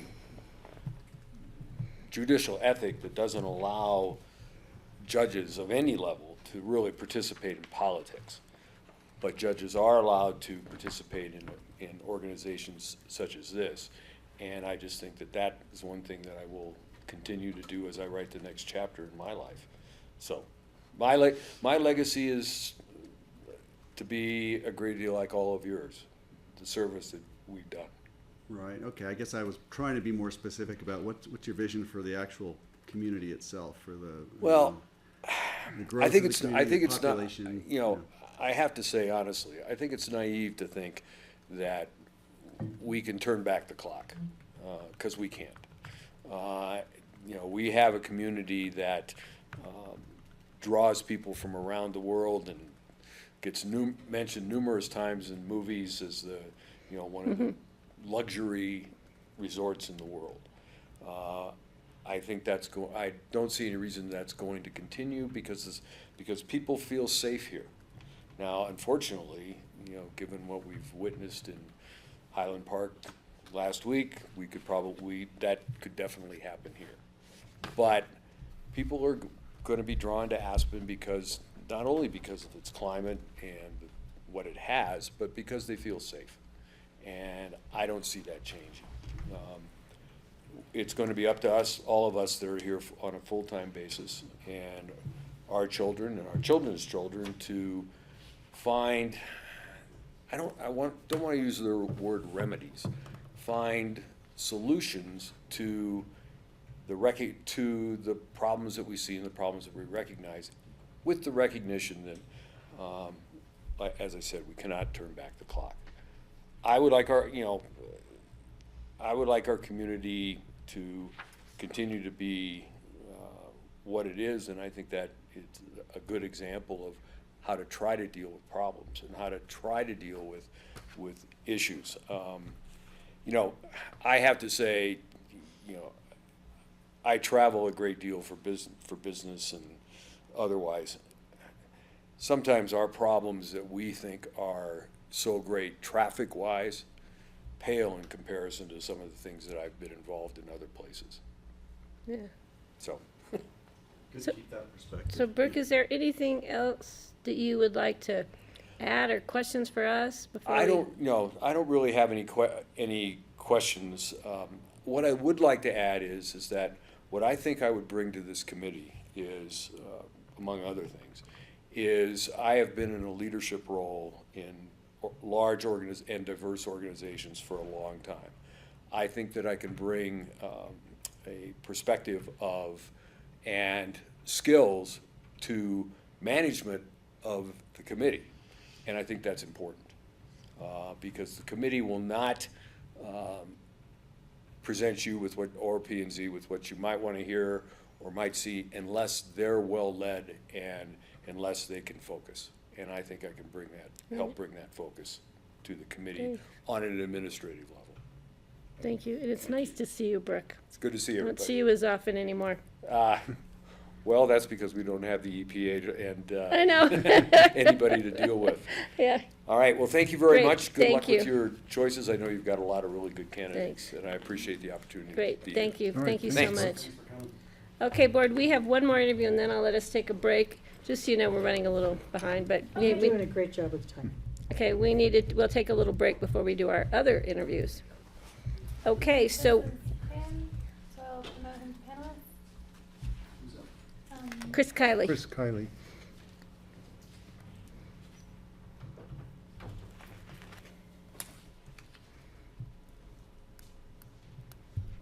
There he is. Chris, are you there with us? There you are. Hi. So just to give you a real brief, I'm gonna let you start with doing a little brief who you are, why you'd want to be on this committee. And then I'll open it to the board, and then before we close, I'll bring it back to you, and you can do some final remarks or questions for the board. And next Tuesday, we will be making our final selection so we can move this committee forward. So Chris, nice to see you. Thank you so much for taking the time to apply, and the floor is yours. Great. Well, thank you so much for having me. I'm excited to be back in front of the board. It has been quite a long time for me. I'll try not to be too long-winded, but just to give you a little bit of background, I have recently returned to the Valley. I am now the new David Corbin, if you will. I'm the Senior Vice President of Planning and Development for the Aspen Skiing Company. I have returned after 10 years. This is my third time moving to the Valley, and I'm hoping it's going to stick, and I thank you for letting me pipe in remote because I have a preschool pickup to make in a couple of years, because this time I have come back with two little girls that we have introduced to life in the mountains after bringing them up for their first several years, life in the beach. Just to wind back a little bit, I first moved to the Valley in 1996. Shortly after college, I've got an undergraduate degree in city planning and have been involved in planning and real estate development for my entire career. Shortly after arriving and being a ski bum / graveyard shift security guard at the Ritz-Carlton in then Aspen, then the Ritz-Carlton, now St. Regis. I moved into the planning and development department as an affordable housing planner and transportation planner for the ski company, worked on the entrance to Aspen and State Highway 82 record of decision, as well as working on several affordable housing initiatives and community master plan updates. That was in the late 90s through the early 2000s. I left the Valley for the first time to go back to graduate school and got a master's degree in city planning, as well as a master's degree in real estate development from MIT. With those diplomas and considerable debt in hand, I came back to the Valley and worked for a design workshop, and then Aspen Skiing Company as a project manager, and worked on several ski area master plans and built out several of the components in our master plans. That includes the base of Buttermilk, which we're very, very excited to be under construction with the final phase right now. Lots of on-mountain restaurants, improvements at the base of Aspen Mountain, a lot of work in snowmass. So it gave me an opportunity to work again in the Valley in both a planning and a development capacity, and interfacing with the EOTC on transportation matters, and with the city, the county, town of Snowmass Village on various planning matters. Under David Corbin's tenure, we were very much both engaged in work on the mountains on behalf of the ski company, as well as staying involved in community planning efforts. And that's a legacy of David's that I'd like to bring forward now that I'm back for the third time. The second time I left was because my wife got a great job out in Los Angeles. What was supposed to be 2 years turned into 10 years, working and living in Santa Monica, another community that has significant growth challenges and a long legacy of trying to find innovative ways to manage that growth. And when the opportunity with David stepping down came up to return to the Valley, we decided we really liked the idea of raising Margaret and Beatrice here.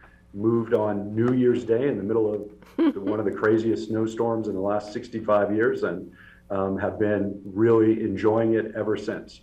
So I was very intrigued with the opportunity to re-engage with the community on an important community-wide issue when I saw the opportunity for this to come up. So I think I'm able to offer both familiarity with the issues through my 15 plus years in the Valley, but also a fresh perspective from having been gone for 10 years. I can't pretend to be up to date because I've only been back for a few months, so I've got a lot of learning to do. But I think the combination of the two, the familiarity and the history, as well as being outside of the Valley for a long time, will provide the opportunity for me to bring some fresh thinking and a different perspective to the table for the committee. And I'll do that both as a Valley resident as well as a representative of the largest employer in the county, in Aspen Skiing Company. Hopefully that's an appropriate background. I'm more than happy to answer any questions in the, I think, very little time that I've left you. So Okay, my no, apologies. we'll give you some time here. So does anybody have questions for Chris? Greg, please. Sure. Chris, yeah, thanks for applying. Welcome back to the Valley. It looks like you must be at the patrol shack. I see Highland Peak behind you, I think. Oh, I only wish that was a real picture, or at least a live. It's not snowing up there, is it? So I guess that you're back at the ski company. You're back in the Valley. It's great to have perspective after being away. I appreciate that. I guess the question, the $1 million question for me would be, how closely do you think the community sentiment is with the ski companies regarding growth? And how would you walk that line? No, it's a really good question. I think very much aligned, both the company as a representative of the company, but also a representative of myself personally. The goals as articulated in the memo describing the project, seek to find compromise and balance between maintaining a vibrant economy, achieving climate goals, and reducing square footage and controlling, managing growth. Those are all things that are very important to the ski company, because we know that we operate in an extremely special place that has maintained a lot of that despite enormous pressures on economic and physical growth. So finding that line and being able to balance all of those is important to our long-term continuity as a business. If I could continue on that, I think we've just seen such a huge influx of money into the community, and all of a sudden, words like exclusivity seem to be fairly common. And it's funny. There are times and places in the community where I certainly, I think people don't always feel welcome or included, and I do kind of sense the ski company is starting to target a more exclusive, high-end audience, like many of the restaurants do. It's just like it's beyond affordable or beyond, something your typical ski bum could ever appreciate or enjoy anymore. And I think those are some of the questions we're going to be wrestling with. So, perspective on that is great. I don't know how you feel, if you've observed or perceive any of that, but it's at the heart of the question for me. Sure, understandable, and the company's perspective, we're trying to broaden our reach. There's a wide market at the very high exclusive end, as you referenced, but also in trying to offer opportunities for locals and Coloradans to ensure that the Aspen skiing experience is still accessible via the past products that we've had, and the last couple of years, some of the local focused season pass products. So trying to make sure that we have offerings for a wide range of customers is part of our business ethos. Okay. Any other questions for Chris? Chris, I didn't realize you had such a diverse background. I appreciate you filling us in on that. Kelly, please. We're in a bit of an awkward position to appoint members because our prior conversation on this indicated a preference for one person from SKICO, and Michael Miracles also applied. So we have to weigh out that I think as we make our selections. But I did want to let you know that, and just also give you any opportunity to have like contrast in what perspective you would bring to this board for us. And I'd also just be curious as to if you've had some observations from your involvement in Santa Monica that you think would help us here. Sure. With respect to the board selection, I would encourage the board to look beyond employers and look at a wider offering instead of predetermining committee membership based on a single line on the application.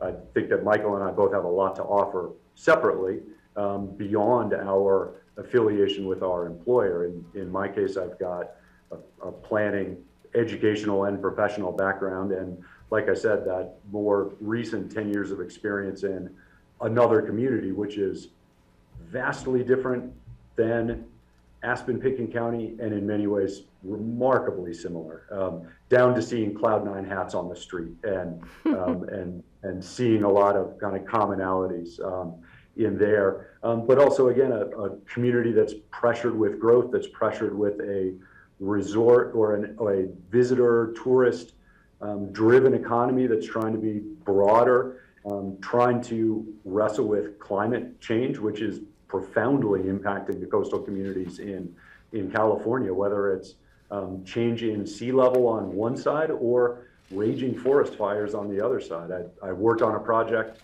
for the last several years before I came here that was just outside of Santa Monica proper in the Santa Monica Mountains, and 300 of the 450 acres burned to the ground my second month on the job. So that community also is wrestling with how do you do both of those, and how do you manage traffic, and how do you manage affordable housing, and who should have an opportunity to live and work and be a part of the community? Should it be everybody? Who should provide for that? Is it the private sector, the public sector? Is it both of them? A lot of, again, common questions and no clear answers. But I think both communities pride themselves on looking for innovative solutions, common sense driven, but trying to be different in order to answer some of these problems. And it's one of the great experiences that I've had coming up in here professionally is this unbelievable legacy in the county and the city of putting in strong, innovative growth management practices that then become standard for other communities that take it and run with it. And I think Aspen Skiing Company too has a legacy of looking for innovative ways to champion ideas and concepts and then take them to a larger audience. Thank you, I really appreciate that. And Krista, you know, my grandparents lived on Ocean Boulevard, so I knew Santa Monica 50 plus years ago, and it was pretty fun when I was a kid there, so yeah. I can confirm, Patty, it's still pretty fun. Yeah, it's pretty fun. And there are a lot of wildfires down there. So any other questions for Chris? Okay. Chris, welcome back. How old are your two girls? Margaret is 7 and just finished first grade, and Beatrice is 3 and in preschool. Well, I have a date with my 6-year-old grandson from Carbondale this evening, so Yeah, and they love it down there. So, anything else here, board? Chris, anything you have? Any questions for us or any final thoughts?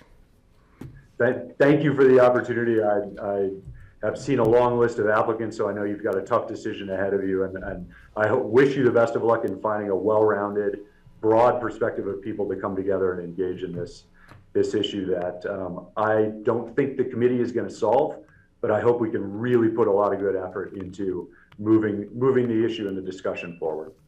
Thank you. And again, thank you for taking the time to apply, and it was a pleasure. So thank you. Thank you for your consideration. Nice to see you all. Thanks, Chris. All right, board, I'm going to allow 10 minutes. Is that enough? Yeah, For a break? we're gonna be hard pressed to get to, wherever we're going at 7 o'clock. We are leaving here at 5. No matter what. No matter what. We're done at 5. So if that means we don't need open discussion, we can hang in. Yeah, we need to be out. So we're going to do a 10-minute break. Thank you.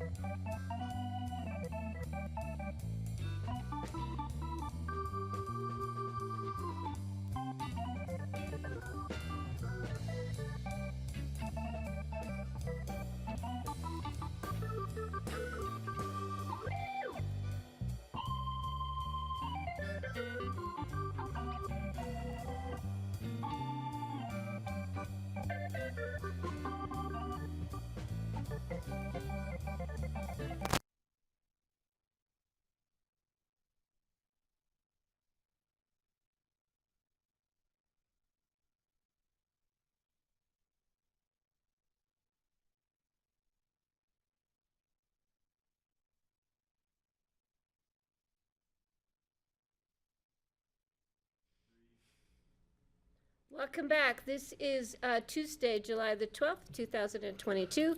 Board of County Commissioners regular, no, it's not a regular meeting. It's a work session meeting. And we just want to wrap up our interviews that we did for our Community Growth Management Committee. And just to make sure we're on track for the 19th, we're going to interview 5 people. Because we're going to include Max, who thought it got his times mixed up from today. And then we will, after we do those interviews, the board will bring it back, have a discussion, make our appointments, determine group size finally, and then move forward. Does that sound okay with everybody? Is Kelly back on? Okay. She's on. Okay, so is that okay with everybody? So, Can I confirm that we're all in agreement of the 5? Of what? Of the 5 people we're going to interview? Agreement of the 5 people. Make sure I have the right list. That we're interviewing? Yep. So I have Max, Phyllis Fleiss, I can't say his name, Ruben, Debbie Kelly, Lydia, and Morgan Boyles.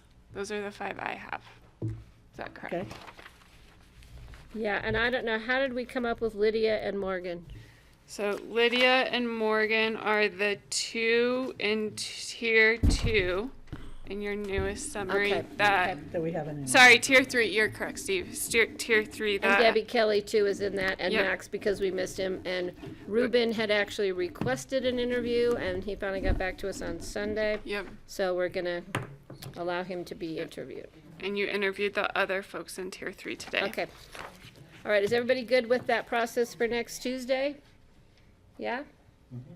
Okay, all right. Okay. Thank you all. So now, Thank you, thanks, Kara. Thank Well you done. for all your work. We owe you big. So now we are moving on in our agenda to our citizen board interviews. We have Christine McKelvey, who is interviewing for senior council. So Christine, hi, why don't you come on up, take a seat there. We do about 10 or 15 minutes, and the first we start off with is letting you speak about your interest and why you would like to be on the senior council. Then I'll bring it back to the board for some questions, and I'll let you wrap. And then hopefully next week we will make a decision. You're appointed by formal resolution when we make our decisions, and we will keep you in the loop. So welcome and thank you for applying. Thank you. So a little background on yourself and. I've been in the Valley for 42 years. I am a professional dog trainer. I am a senior, so I was asked to be on the committee, and of course I'm interested in senior affairs, so it sounded like a good idea. So do you spend time at the senior center? I do. And you enjoy the lunches, and it's pretty fun out there, Yes. actually. Yeah. So any questions from the board? Steve's our senior council, as you know, representative. Yeah, Okay. I do have a question. So since you're a professional dog trainer, do you have much association with Seth Saxon No, at the Aspen Dog Animal Shelter? no. I don't do anything at the shelter. Okay, I was curious because Seth, well, actually hasn't been able to attend senior council meetings lately because he's been short-staffed at the animal shelter. Okay. So can't get away for the meetings, but he's been a pretty long time member of the senior council. And he's got baby number 2 due in about a month. He's a busy guy. Yeah, so, Thanks yeah, for pitching. looking a little bit more at the dog training, have you ever thought about doing anything like with companion dogs for seniors, or have you ever done anything like that, just out of curiosity? Just on a private level. You know, I just make the dog fit the needs of the person or what their issues are. So that could be anybody, any age, any disability or normal person. Mm-hmm. We all need a good dog. Okay, Francie. I have a couple of questions. Do you still do triathlons? No. No, because I gave up the running part. Yeah. Have you ever done the Glenwood Triathlon? Yes, many times. Yeah, I've done Wow, it too. that's It's a amazing. pretty fun one. Yeah. Okay, and then my other question is, of course, that has nothing to do with anything. Right. Except I'm just interested. What is the Roaring Fork Valley Kennel Club? I Well, don't know what it is. it's not in existence anymore. To my knowledge, it was sold to people on the Front Range. So they still have a kennel club being operated under that name. That's, I want to say Greeley, but I'm not sure. It's somewhere on the Front Range that's put on. But it was here in the Valley for a few decades. And somewhere in the 90s, it left. So it is not an active. What is a kennel club? Oh, well, it can be a nonprofit group that most of them put on a show or trials of some sort. They can do public awareness. They could do smaller things like canine good citizen tests, you know, just things for the community. So it's people who are interested in dogs get together and. Right. Just like any nonprofit group, trained. But yeah, it was, when I came in the 80s and 90s, it was very active. You might remember there was a big dog show at the high school track, and people liked, because there was very few, there was only that and one in Grand Junction on the western slope. So it was a big deal when the Callahans were around and were participating, and I think it fizzled out, so it was sold to a group in the Front Range, yeah. Okay, well, in terms of the senior center. Yeah. Do you see changes that need to be made, or are you just coming in as a supportive person? Supportive, and, you know, like to put in some input. Like what? Oh, that's I'm not there yet. Okay, great, that's fine. Great, thank you. Okay. I bet you have a lot of energy if you're doing triathlon. I'm like blown away. Greg. Yeah, I'm just trying to figure out what the crossover with you know, if you were to walk into a room, theoretical, you know, walk into a room full of people and dogs, who would you gravitate to first? I mean, people are on one side and the dogs are on the other. Are you a dog person or a people person? And what do you think the job entails, being part of this?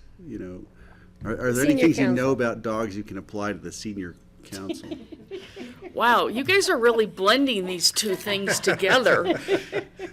I don't know if one has to do with the other. Training, like I was wondering. Now she's going to be training seniors. That's a chore. Yeah. Oh, you can't teach old dogs new Unruly, trick. yes. Yeah, right. You're right about that. Yeah.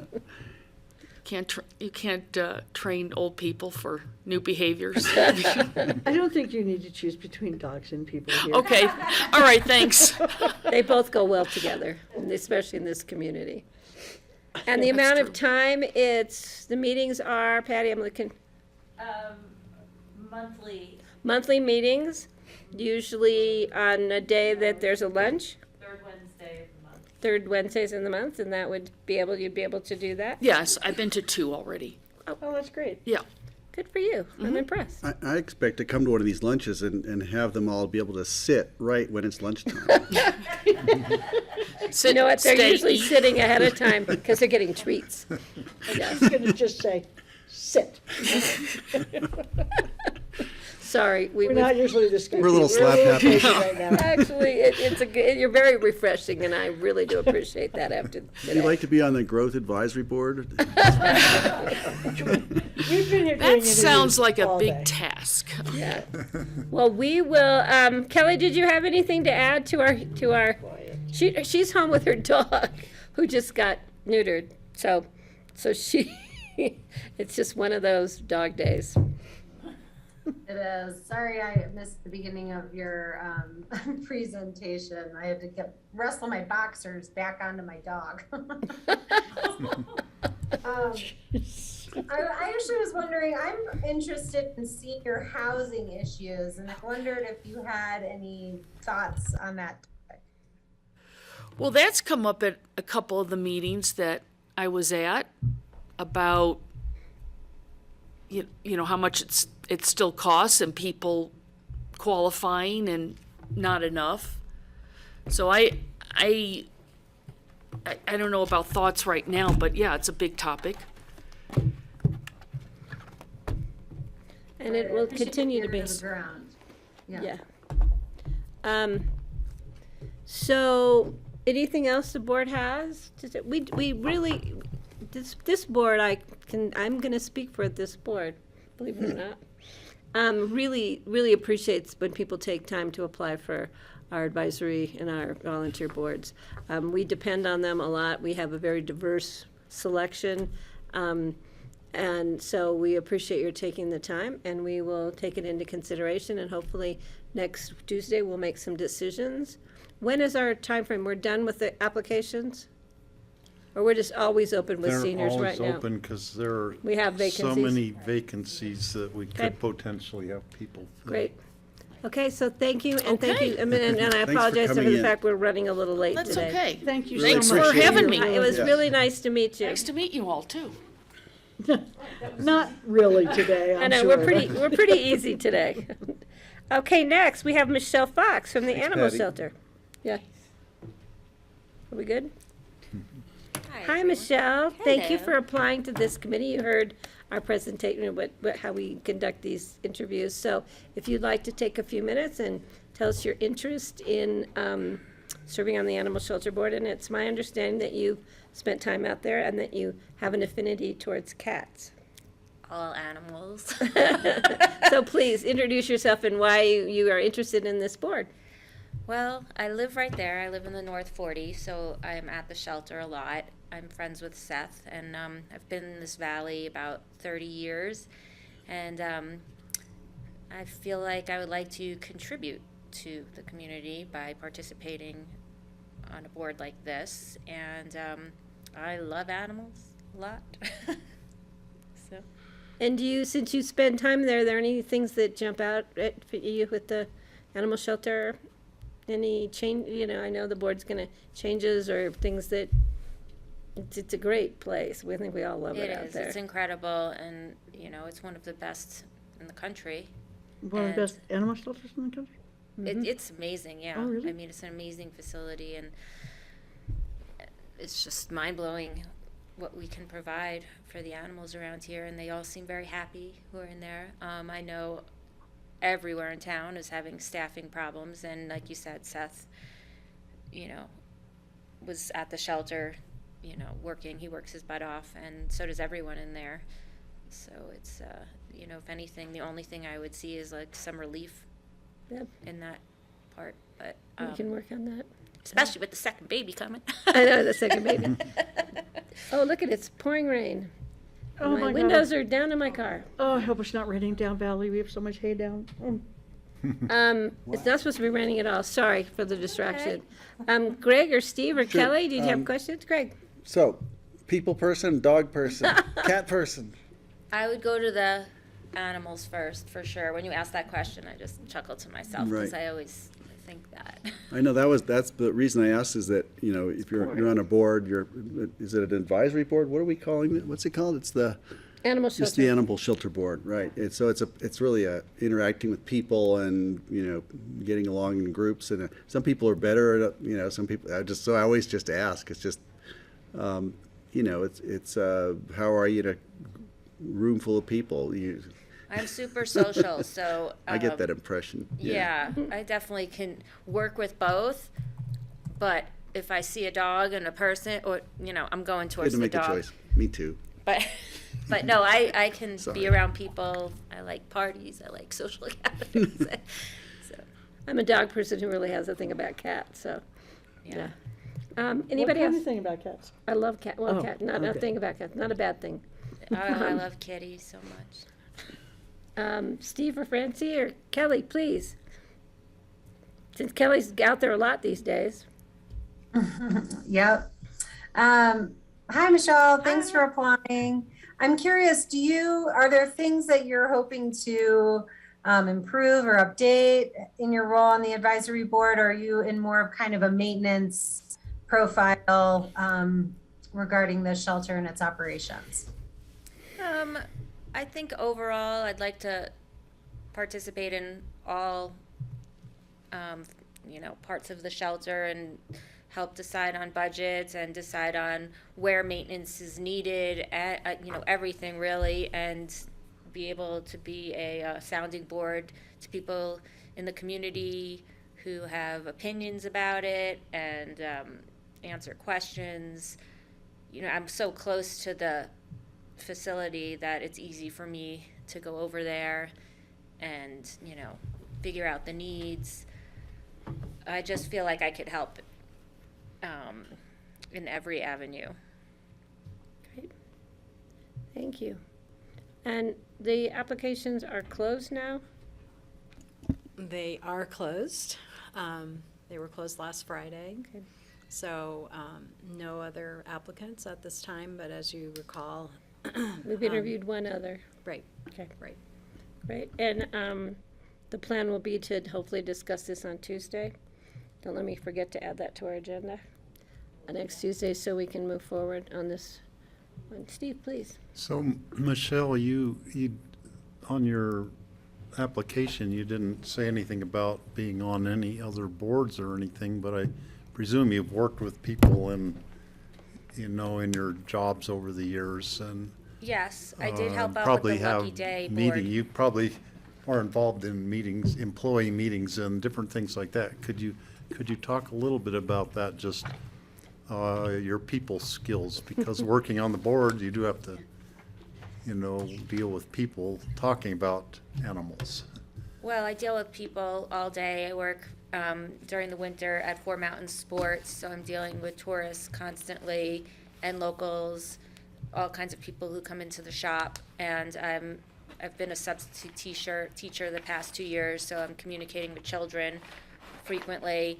I worked at the newspapers, all of them, for about 10 years. So I have experience communicating through that. And, you know, I've been to countless meetings in all of those jobs. And it's all, you know, I'm fine in meetings and talking to people. And we have great sales over at the Buttermilk for Mountain Sports, and people come in, we make them feel like our friends, and I find it enjoyable. Working at the paper, I certainly communicated a lot. Okay, I think you need to say no more in that. I can just picture having worked at a little bit of retail where you have a whole line of people, all of a sudden you get slammed. Mm-hmm. And you have to be just really patient and understanding and friendly with people, because those personal relations are probably the most important thing when you're doing any sort of retail thing. Absolutely. Anyone who walks in the store, we make them happy. We make them feel like they're welcome here. We answer their questions. It's not just selling them goggles or a helmet. They have questions about everything. Where to go? They lost their luggage. It's stressful, especially at Buttermilk, because it's mostly beginners, and so they're very confused about what to do, where to go for ski school, where to go for their tickets, where the bathroom is. Everything is stressful. Getting their boots on is stressful. So you really have to be patient and understand that they're desperate, really. Okay. So great. So any other questions? Any questions? We decide on Tuesday, or we would have to decide Tuesday and then. And then we have to do a resolution the following week. Wednesday or the following week. Do you have any questions or thoughts? Any other thoughts for us? No, Seth has explained some of it to me. It sounds exciting, and since I love animals and I do love people too. You don't have to make a choice. I feel it's a great fit for me, especially. Slide in some people over here. Yeah. But, if I, want to participate in this community, I've been here a long time, this would be the best fit for me because of my love for animals and my proximity to the shelter and always wanting to help Seth. He's great. He's awesome. He's been a friend of mine since I moved here, and I think that any way I can help, would be good. Yeah. Great. Well, thank you. Great. We do appreciate your time. Thanks for coming in. Appreciate it. Yeah, we appreciate it. It was great to meet you. Thank you. You too. Thanks, everybody. It's obvious I need to visit the animal shelter. Oh, it's so yes. cool. No, that's a cool The place. old animal shelter was really funky. This one's really cool. But that had its own character. Oh, that's where I used to go. That's where I first met Seth. Way back. Yeah. Way back. Thanks. All right. Thank Thank you. you. Thank you. Take care. It was only raining here, by Thank the you, way. Charlotte. Yeah. Okay. And it's already stopped. I think it's just one of those It's a little downpours. cloud burst. Just enough to get my car seats wet. Yep, mine too. So we are bringing it back here. Mr. Peacock, we have a few minutes. We have open discussion. I'm going to bring it right to open discussion. We have 3 letters to consider. One, I think, was the issue with Veterans Services closing. Steve, are you familiar with that? I don't have it in front of me. I think it's actually VA hospitals. VA hospitals. Yeah, and it was a letter, Kelly, I think you had forwarded that on at one point. And it's a letter that I believe CCI is asking commissioners to sign on to federal delegation to support not closing the hospitals in Colorado. And we're on the, I apologize, I don't have the letter in front of me right now. They were but targeting rural hospitals, rural VA hospitals in Colorado. And I'm very supportive of signing on to the letter. I think that's the last thing we need to lose for our veterans, is a proximity issue. It's hard enough for them to get to the rural hospitals as it is, let alone having to travel to veterans hospitals that are further outside of our area. So does the board I haven't reviewed it yet, but before signature, does the board, or we all sign on to it, we'll figure it out? So I would support, I think, I'm trying to recall that there were about 5 of them, and I think they were all mostly in eastern Colorado, out on the plains. People have to travel a long distance. Not being familiar with the clinics they have there, I don't know if they're more the teleclinics like we have in Glenwood, which has some staffing, but then they have access to the VA hospital through that, sometimes through using telehealth.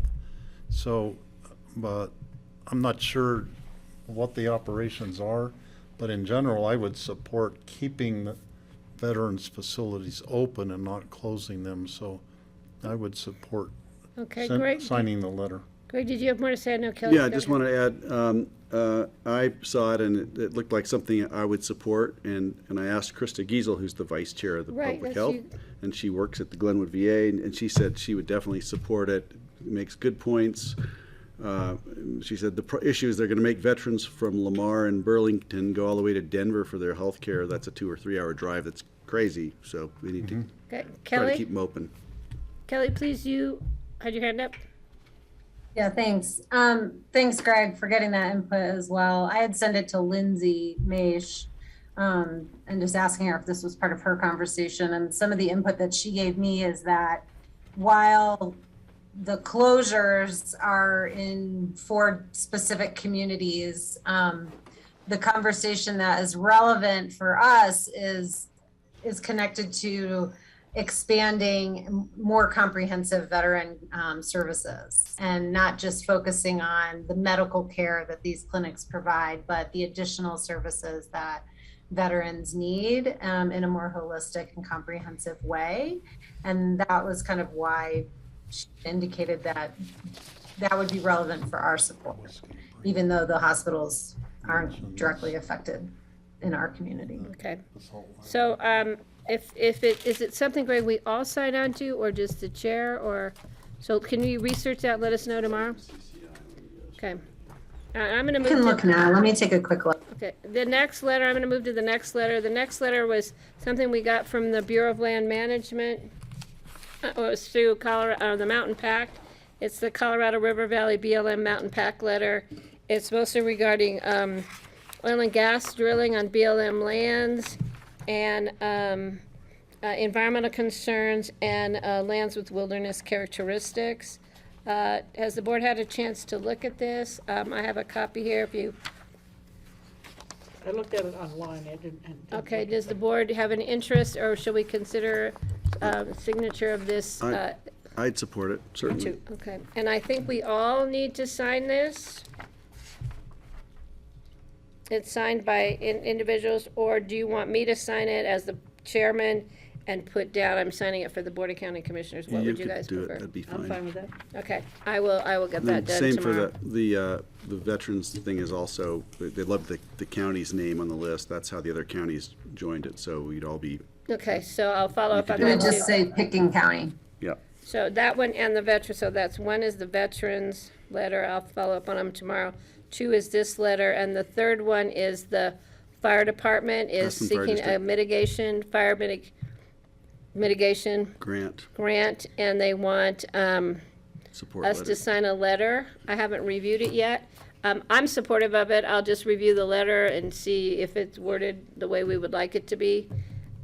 Tweak it if need be and sign and get that off. They need it by Friday. I can get that done if it's okay with this board. I can send it to the board right now if you want. I got it. You did You've got send it it. already? Okay, Mhm. great. So is that okay? Fine. Yeah. Okay. I'd Kelly, support you that. have a concerned look on your face. Either you can't get the I boxer didn't shorts on see the that dog, or letter. from Greg? I didn't see the fire mitigation. I'm sending it. He's sending it on to the rest of the board individually now.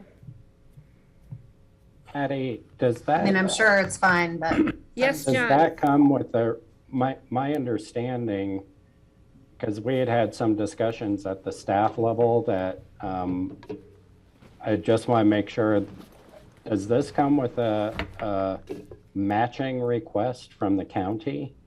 Because For the that fire was the mitigation? discussion. Yeah, I don't know. I haven't, like I I said. don't believe this one does. This is to assist in applying for grant funding. I don't believe it is a matching fund, but I honestly don't. We've got to check it. John, I will look into that before I sign and And- talk to you. yeah, and just so you know, we're gonna set up a meeting with fire department staff to kind of talk about the fire mitigation asks and such, and so, because there was some confusion around that, so I just wanted to make sure you all weren't committing to any match at Yeah, this and point. actually, We're not. I don't It have a doesn't- letter attached to this email. I've got the letter. I'll send it to you too, Patty. Okay. It does not ask us, it's just asking us to support the thing, but there's no ask for money. Okay. I will, oh, wait, oh, no, she wants us to draft our own letter. Please let me know if I should draft a letter for the commissioners. Or she wants either, she'll draft it or we'll draft it. And they need it by Friday, so John, I don't know how you want to handle it. Let's have her draft it. I would say since we don't have the details, it'd be good to have them draft. Okay, can you get back to her, Otherwise, our letter Greg? of support's going to be pretty thin. Greg's gonna get back to her, and when she's drafted a letter, she can send it on to me, Greg. Since she contacted Greg, I'm putting it in Greg's hands. That was easy. Those are the 3 letters we had for open discussion. Mr. Peacock, Kelly, Oh, you guys fight it out. You're both in front of me. Probably the same thing. I don't know if John wants to. go ahead, Kelly. I've got a few things. Did you, so there was a letter that we received, asking for another letter of support in support of the Aspen Global. Yeah, so that's the Aspen Global Change Institute is requesting a letter of support for the Colorado River Water Conservation District's Community Funding Partnership. Good Lord, that's a lot to get out, isn't it? The grant's due on August 15th. So they were asking for time on a work session agenda. I'm not sure that is necessary. The Healthy Rivers and Streams Board has already reviewed this and offered support for the grant. I'm not sure if that letter has gone to the board yet, though. But really, I think what we're looking for is, direction from the board based on Healthy Rivers and Streams support, if the board would also sign a letter of support for Global Change Institute application. Is that, Kelly, did I get that right? Yeah, Francie? I would do it. I would sign it. So if there's a letter, am I drafting this one too, or is there already a letter we need to sign? Or I do have the letter from the Healthy Rivers Board that I could forward, Patty, if you want to just agree to copy and paste that on our letterhead. Okay, and I'll have to have somebody at staff for me to sign, because I'll be in and out of the office Thursday, and just Friday morning before I have to be down Valley. Okay, got it? All right, Steve, wait, just, John has something. Can I let John go, and then Steve? Sure. John, please. Sorry, yeah, I just had a few items to cover with you. First, there is a virtual COVID town hall meeting tomorrow at 6 p.m. Information is on the website. It will cover pediatric vaccines, and I'll have a panel of doctors and pediatricians able to answer questions and such about that. So information to join is on our COVID website. That's great, but we will be here sitting at this table tomorrow at 6 o'clock, unless a miracle happens sometime between now and then. Right. I still hope you're wrong about that, Patty, but you're probably not. Also, wanted to let the board know that 988, which is the National Suicide Prevention, Mental Health, and Substance Abuse Crisis Hotline, is going to be rolling out kind of a soft rollout on July 16th. It's a 3-digit number that will be used nationally for those who are experiencing a crisis or need immediate help. Messaging to the public on the availability of 988 is really going to be limited until early 2023. They're going to kind of do a soft rollout of it. We wanted to let you know, because this will not change how Pickens County currently handles this type of call if it comes in through 911. For individuals that use the 988 number, callers will be routed through a national system to a contact closest to their location. We're still figuring out what that interface will be with our dispatch center. Brett has committed to keep us updated as this progresses. But wanted to be sure, one, you're aware of it because it is going to start on the 16th and you may start to hear some things about it. And two, if you're getting any feedback about it, it'd be helpful for us to know to make sure our systems are coordinated. So, Okay. and then last thing is joint meeting next week. Just confirming that City of Aspen is hosting. We do have 2 interviews and we'd like to schedule time for discussion. So that is probably going to take the first 45 minutes of the meeting, and then we'll have time. But if there's 2 interviews, I'm guessing 15 minutes an interview, Patty. And then No, probably if you've got 10 elected officials in the room, 15 minutes. Well, it could take an hour and 15 minutes. You're right. It's always hard to tell. But, yeah, and then we're supposed to be having a major housing discussion, so that's gonna it's gonna make it interesting to actually get time to discuss housing at the depth that I was hoping we'd have. I think, yes, and that's yeah. Unless But we we want to have to have the do the meeting 3 interviews. hours long, so it's up to the board. I think we need to do the interviews, but it's with 15 elected, I mean, 15, I just increased our numbers. It's going to seem like 15 elected officials in the room. With 10 elected officials, does the board think we can just spend 15 minutes interviewing APSHU? Just remember, this meeting was set up specifically for the APSHA interviews. We added the housing discussion because we saw the letters and So that sounds good with me, because then we will have 15 minutes left to discuss housing, and that'll just, we'll just have to play it by ear. I think we need to do the interviews. The board agrees it might take longer. It's 2 applicants for 1 position? I believe so. And then, yeah. So we'll just have to just go with the wanted you flow. to be aware But of the that, 'cause meeting is that's only changed. 2 hours, right? 4 to 6 is what's scheduled. Okay. 4 to 6 hours. It won't be long. 46 hours. Got it. I think meant we can 4 cover o'clock it. to 6 o'clock, not 4 to 6 hours. I just sorry. think it defeats the, well, okay, there's only so much we can do. A little frustrating. So I but- was gonna suggest when we were asking the questions, we don't all need to ask questions, I think. I agree. If a couple people on our board can ask pertinent questions. Do you want to tell the city that they can't all speak about Well, the they action? all want to speak, but I'm just saying from our part, let's just try to be concise I'm gonna leave it and to not Tori, he's repeat, chairing. not repeat the Yeah. same question, and, which we don't do that anyhow, but just ask really concise and appropriate questions to try to, John, are we then Speed going to the discuss the process. candidates and make a decision, or will we bring it back to our own boards? I think it would be better if the bodies discussed it there, because if you arrive at different conclusions, then we've got to have another meeting. You don't think we'd arrive at the same conclusion, John? Okay, I agree. Never fail to surprise. I agree, and the city is hosting, so Tori will be chairing. I'll just touch base with him before the meeting. Okay, Okay, okay. And that's all I've got.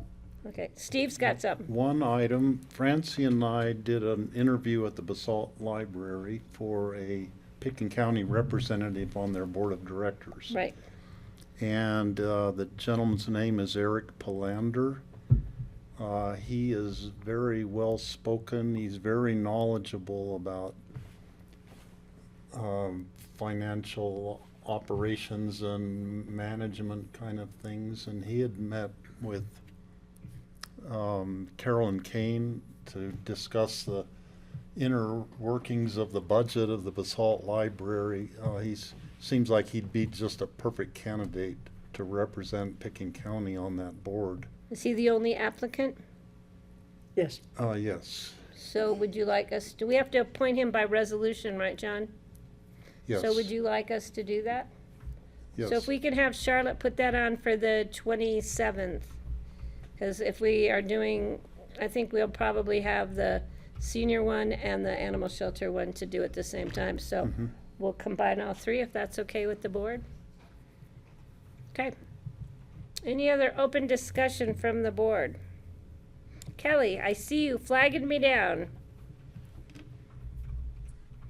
So I'm gonna put this, propose this to the board, but, so I had submitted our proposal to CCI for our legislative priority, to involve regarding the RET.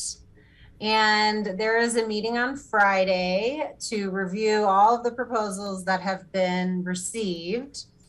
There's no votes, it's just discussion. The voting takes place at a meeting in September.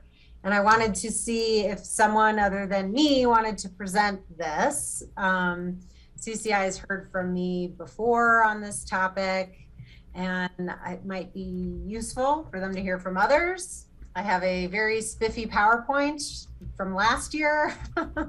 That's about 9 slides long that could help guide, and I'm happy to be on the call to, if there are questions that, you know, anyone wants to direct my way. But I did want to put that out there. Do you know what time this would be when our issue would be discussed? They don't have set agenda times, but they're going in the committee orders, and tax and finance is towards the end. So I am guessing it's going to be between 10:30 and noon. I have 2 appointments in Glenwood.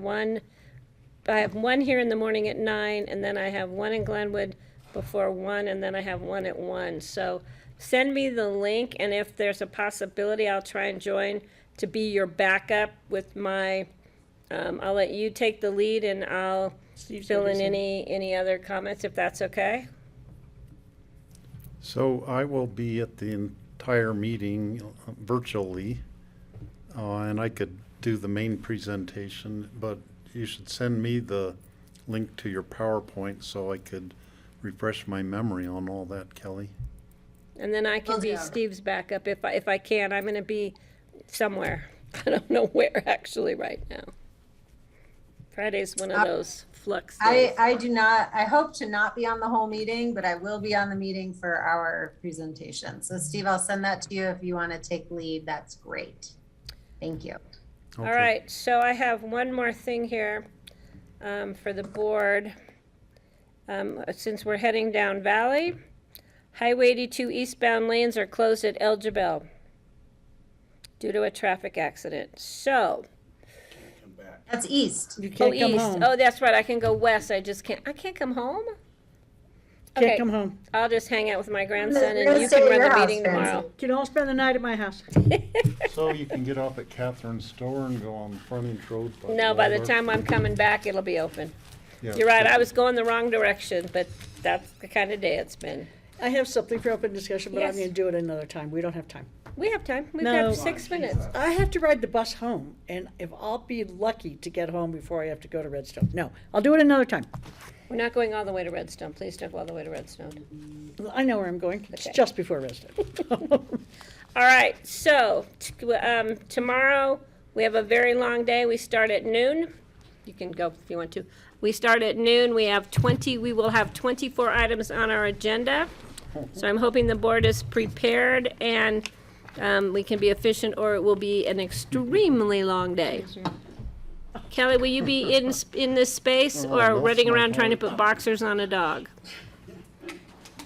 I'm not sure yet. Okay. I don't remember what Scott's We schedule want is, videos, sorry. please, Kelly. The only way we're going to excuse Send you me a tomorrow is picture. if we It's get pretty- videos. All right, see you All right. guys later. See you at 7 o'clock. Thanks, Ann. We will. This is a special meeting at 7, so I will be opening the special meeting at 7. The latest picture. Thanks, of Daddy. the baby. They're going home.